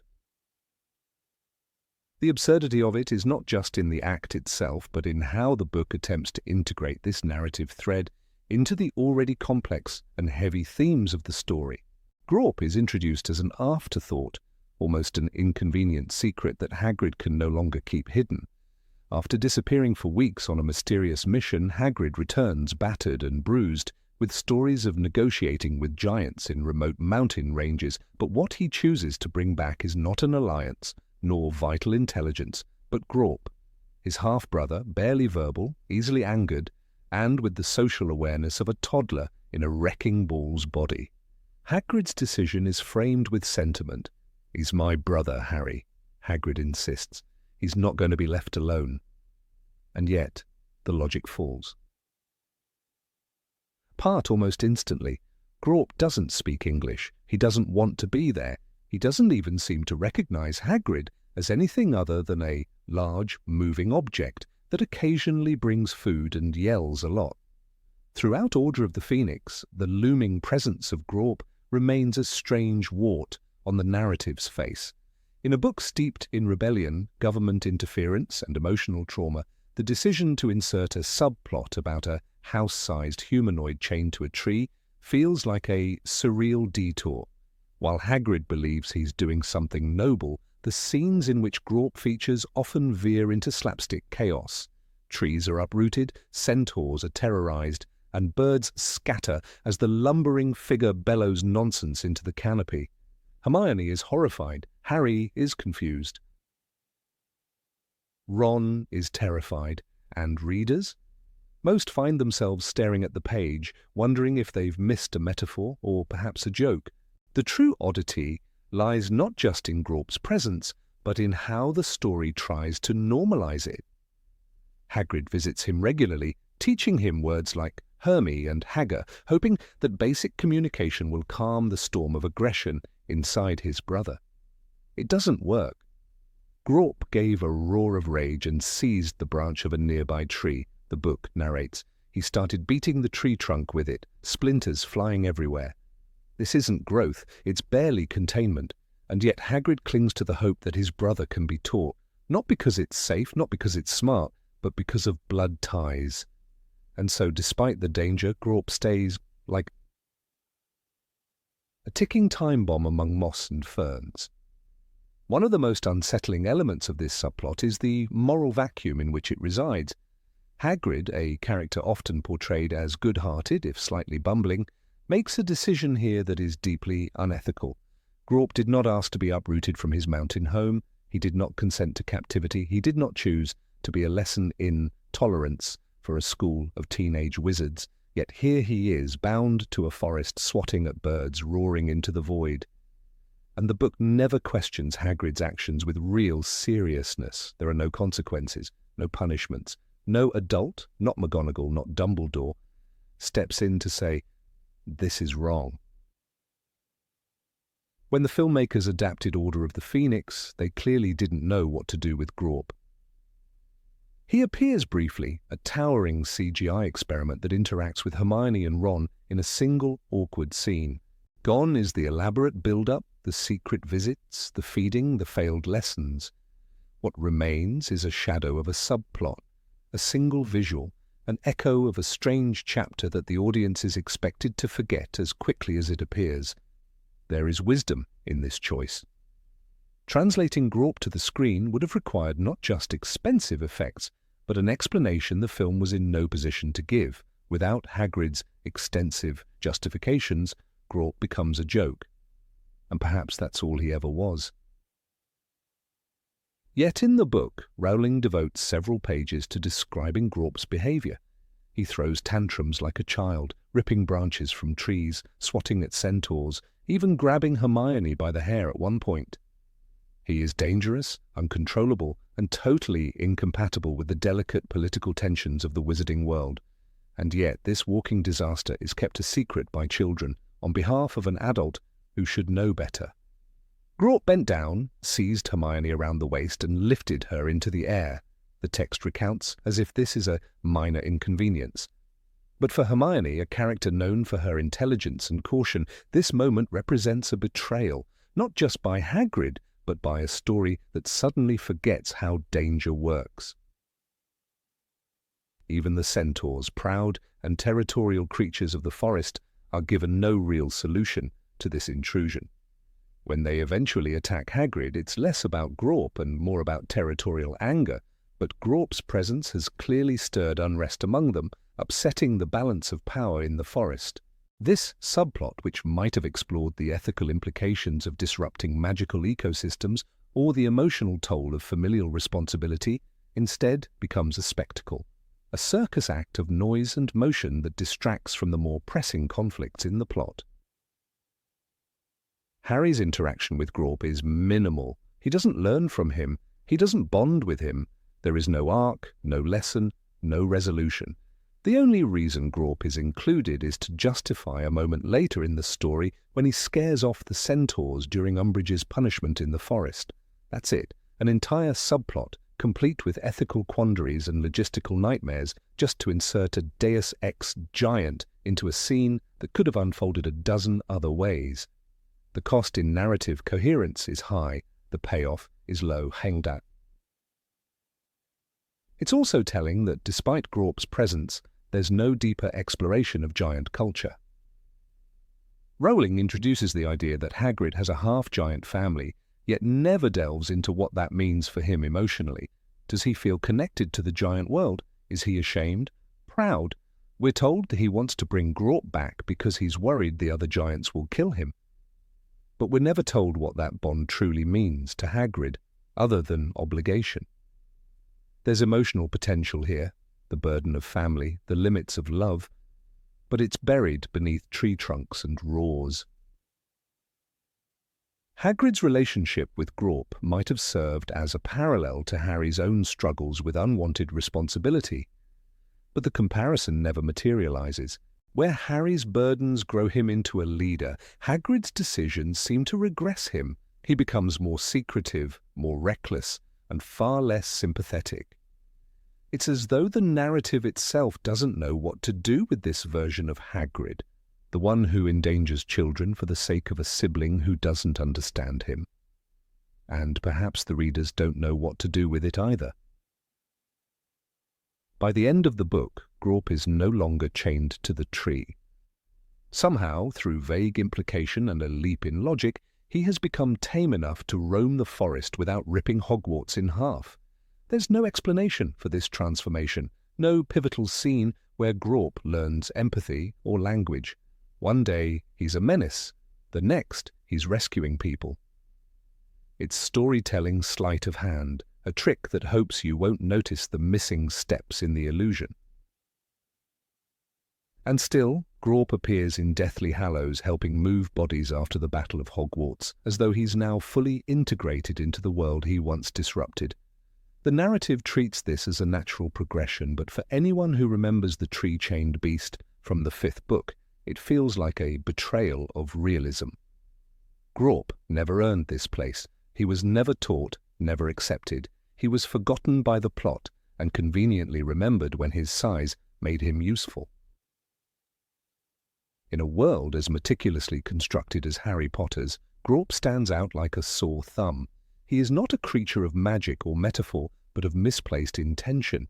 His inclusion in the story feels like a risk that never paid off, a subplot with nowhere to go and nothing to say. The filmmakers, in their silent omission, made the wiser choice, because sometimes, even in a world of dragons and dementors, not everything belongs. Number 26. Professor Trelawney drinks on duty, Half-Blood Prince. On a cold Christmas night in Harry Potter and the Half-Blood Prince, something both absurd and telling unfolds within the stone walls of Hogwarts Castle.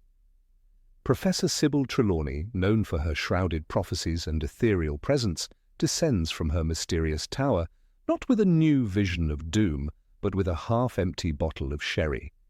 In the pages of the 6th book, she is no longer simply a figure of intrigue and parody, but a broken woman wandering corridors like a displaced ghost. While the films chose to depict her as an odd but ultimately harmless eccentric, the novel paints a starker picture, a moment when her spiral into irrelevance manifests not in incense smoke or crystal balls, but in drunken muttering and theatrical self-pity. Sybil is not just eccentric here, she is pitiable. With her job threatened, her dignity eroded and her pride bruised, she clutches her bottle of sherry like a lifeline. Rowling's description is piercing. "I passed her on the way down to dinner," said Harry. "She was muttering something about the thing with the pale eyes and how the castle was full of evil." It's a line loaded with foreboding, yes, but also farce. The scene tiptoes between comedy and tragedy, capturing Sybil's unravelling state and her desperate attempts to remain relevant in a world that has moved on without her. The film adaptation makes no mention of this episode. Emma Thompson's portrayal of Trelawney is whimsical, occasionally sharp, but mostly benign. She is kept distant, draped in scarves and mystery, her tragic downfall never shown. But the book offers something more layered, a scene in which Trelawney, in a haze of alcohol and resentment, becomes vulnerable and human. It's a moment that would have translated into both heartbreaking and blackly comedic gold on screen, and its absence feels notable. Not because it's critical to the plot, but because it's critical to her character.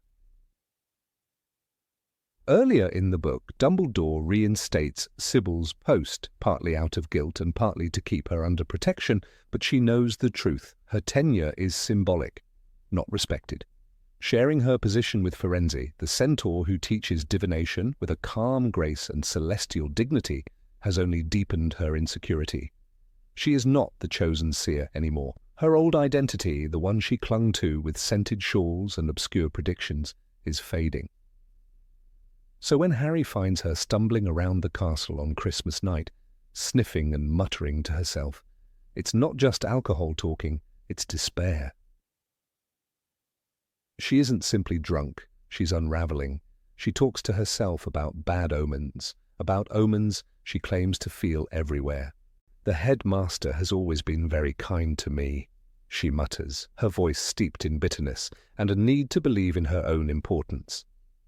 She complains about Firenze, about how he's usurped her class and her status. But behind her complaints lies the deeper truth: no one takes her seriously anymore, and perhaps they never did. The corridor confrontation takes an even darker turn when Sybil declares someone is trying to get rid of her. It's a ridiculous accusation on the surface, one fueled by drink, but it lands with an uncomfortable edge. "Someone wishes to drive me from the castle," she cries, her arms flailing. It's easy to laugh at her, but difficult to ignore the weight behind her words, because in her own eyes her fall from grace is not the result of time or changing priorities. It's a conspiracy against her, a deliberate sabotage. It's not just her job that's slipping away, it's her sense of meaning. Dumbledore, always the master of patience, is uncharacteristically terse in response. When she bursts into his office later, still drunk and ranting, he doesn't humour her the way he used to. He doesn't offer tea or calm her with kind wisdom. Instead, he tells her firmly to go and have a little lie down. In that moment, the veil is lifted. The legendary headmaster is not amused, and Sybil's antics are no longer seen as quirky. They are disruptive, draining, even pathetic. For a woman who once delivered the prophecy that shaped Harry's entire life, it's a fall of Shakespearean irony. Her greatest moment, a true, trance-like prediction, came so long ago that even she doesn't remember giving it. Now all that remains are her parlour tricks and a bottle of sherry. The woman who once saw through time is now tripping through corridors, looking for validation in half-finished drinks and vague suspicions.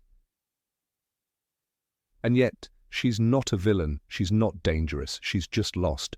Her self-worth was built entirely on her identity as a seer, and when that identity is challenged, she becomes frantic to reclaim it. In the films, Trelawney is a humorous presence, comic relief amidst darker tensions. But this scene from the book, so conspicuously absent from the adaptation, shows us a woman at the end of her rope, abandoned by respect, clinging to dramatics in the hope that someone will still look at her and see something important. It would have been a striking visual on the screen. The dimly lit corridor, Trelawney's silhouette swaying as she stumbles past holiday garlands, muttering to herself about eyes, omens, and betrayal. Her breath white in the cold air, her shawls dragging behind her like tattered dignity. The absurdity of it, the Christmas setting, the drunken prophecy, the theatricality, would not have undercut the sadness but amplified it. A scene soaked in both melancholy and absurdity, something akin to tragicomedy. The films, understandably, often streamlined the books for time and clarity, but moments like this aren't just cut for length, they're sanitized. Trelawney's oddness remains, but her suffering is removed. Her humanity is dulled. She's turned into a cartoon rather than a cautionary tale. The viewer never sees the depth of her delusion, her shame, or her fierce desire to still matter in a castle full of younger, brighter, more relevant minds. What makes this particular scene stand out is that it encapsulates the fragility of identity in the wizarding world. Magic, for all its grandeur, does not shield one from irrelevance or obsolescence. Trelawney is a reminder that even those with real gifts can be reduced to sideshows if their gifts do not serve the needs of the moment. She is not a fraud, but she is also not consistent. She is a woman whose one shining truth has damned her to a life of chasing that truth again, over and over, till she believes that if she doesn't perform, she doesn't exist. Her drunken antics are not just a moment of comic relief, they are a cry for help. She doesn't just want sherry, she wants to be seen. When she tells Harry about hiding her bottle because the house elves keep throwing them away, it's a laugh-out-loud line, but also quietly heartbreaking. Even the castle itself seems to conspire to clean up after her messes, as though trying to erase the parts of her that are too human. If this scene had made it to the screen, it could have redefined Trelawney in the minds of viewers. Not just a kooky teacher with oversized glasses and vague mutterings, but a woman worn thin by time, envy, and neglect. It would have drawn a direct line between her eccentricities and her pain, adding dimension to a character often reduced to comic filler. It might not have changed the course of the plot, but it would have deepened the emotional texture of the story. It's not just Trelawney's lowest moment, it's one of her realest.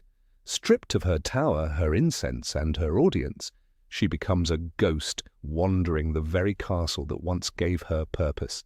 There's no mysticism here, no tea leaves, just a woman half drunk and half forgotten, still waiting for someone to listen, and perhaps hoping desperately for another prophecy to save her. Number 27, Percy's cruel letter to his parents, Order of the Phoenix. Oh, Percy Weasley!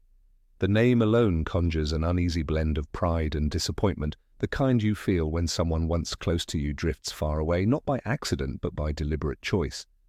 In Harry Potter and the Order of the Phoenix, Percy's betrayal of his family is one of the most quietly devastating subplots, and yet the films chose to ignore it entirely. In doing so, they robbed viewers of one of the richest, most human threads in the entire saga. Because Percy's story isn't about villains and heroes, not about prophecy or prophecy breakers, it's about blood. And what happens when loyalty to blood isn't enough? Percy's estrangement didn't come out of nowhere. The signs were always there, hidden beneath his polished prefect badge and unyielding devotion to rules. From the earliest books, Percy was the embodiment of ambition wrapped in self-righteousness. He thrived in the glow of authority. While Fred and George mocked the world, Percy tried to climb it, one official nod at a time. He interned at the Ministry of Magic, he bragged about cauldron-bottom thickness laws, and he walked with the rigidness of someone already imagining himself in pinstripes behind a mahogany desk. And then came the 5th book, where Percy did what even Ron, in all his frustration with him, never believed he would do. He chose power over family. The moment is subtle in its arrival. There's no dramatic showdown, no thundering disownment, just a letter.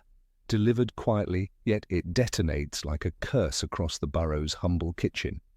The letter Percy sends to Ron is clinical and cold, far from the warmth the Weasleys are known for. In it, Percy refers to his parents as having sided with Dumbledore, whom the Ministry by this point labels a dangerous old fool. He calls their position misguided, and their support for Harry deeply concerning. He even goes so far as to warn Ron to sever ties with Harry for the sake of his own future at the Ministry. To fans who only saw the films, Percy becomes a background blur, absent from Order of the Phoenix, as if he simply evaporated from the family portrait. But readers know that his absence was much louder than any presence could have been. Percy wasn't missing. He was actively gone by his own design. And that made all the difference. What hurt wasn't just that he disagreed with his parents, it was that he weaponized his new status at the Ministry against them. He didn't just disagree with Arthur, he accused him of disloyalty. He didn't just reject Molly's love, he patronized her as a blind follower of a man the Ministry was bent on discrediting. Percy's letter is an emotional assault in the form of politeness. "I seriously advise you to reconsider the position you're taking, Ron," he writes, trying to coax his younger brother into seeing Harry not as a friend, but as a liability. The cruelty lies not in shouting or violence, but in the cool tone of someone who believes they are above emotional entanglement. Percy doesn't scream at his family. He looks down on them. That's what makes the letter so painful. He doesn't say, "I hate you." He says, "I pity you." And that's harder to forgive. Molly's reaction is heartbreakingly understated. She says little about the letter's content, but the way she carries herself afterwards says everything. There's a distance in her gaze, a hollowness in her voice when Percy's name comes up. This is a woman who welcomed Harry as a son, who sent him Christmas sweaters and tried to protect everyone under her roof, even those who weren't hers by blood. And yet she couldn't protect Percy. Not from his choices, not from his ambition. The boy who once sat at her table with polished badges now sat in offices where her name was a liability. Arthur too is wounded. Not in the same emotional way as Molly, but in the slow, resigned way of a father who knows he's lost something he'll never fully get back. For all Arthur's quirks, his warmth, his obsession with Muggle, plugs and batteries, his greatest pride was his family. Seeing one of his sons align with the very institution that belittles and humiliates him daily is a wound Arthur hides behind gentle humour. But readers feel it, and it stings. What makes Percy's betrayal even more complex is that he genuinely believes he's doing the right thing. That's what makes him dangerous, not malice, but conviction. He doesn't twirl a moustache or cackle behind closed doors. He goes to work, he follows orders. He believes, with the quiet arrogance of a true bureaucrat, that order is more important than people. That loyalty to the ministry is a higher cause than loyalty to family. And in the world Rowling builds, this is perhaps the most insidious kind of evil, the one that wears a tie and a reasonable smile.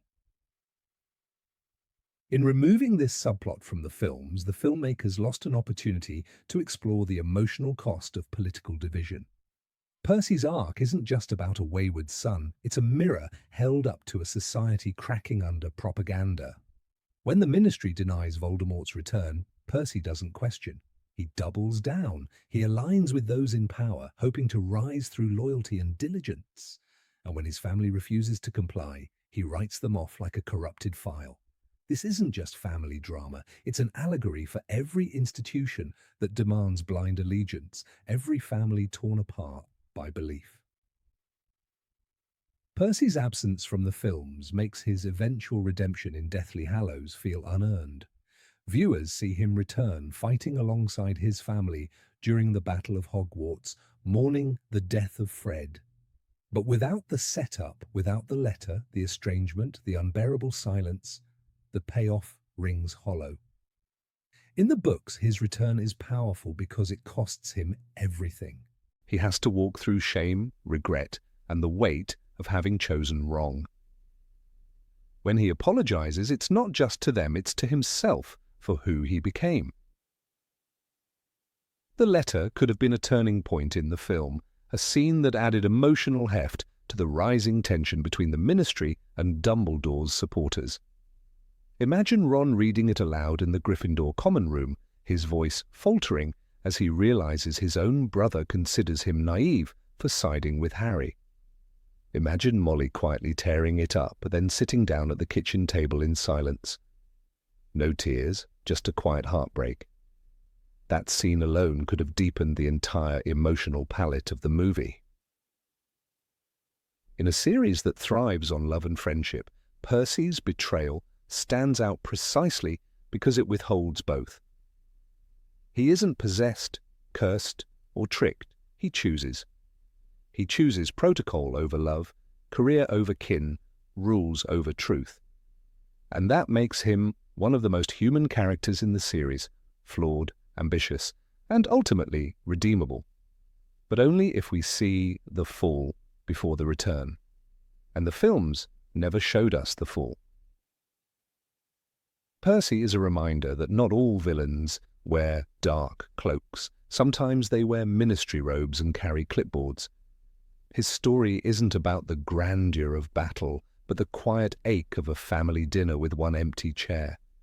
The power of his letter isn't in the ink, but in the silence that follows. It forces us to ask ourselves, who would we side with if the world split down the middle?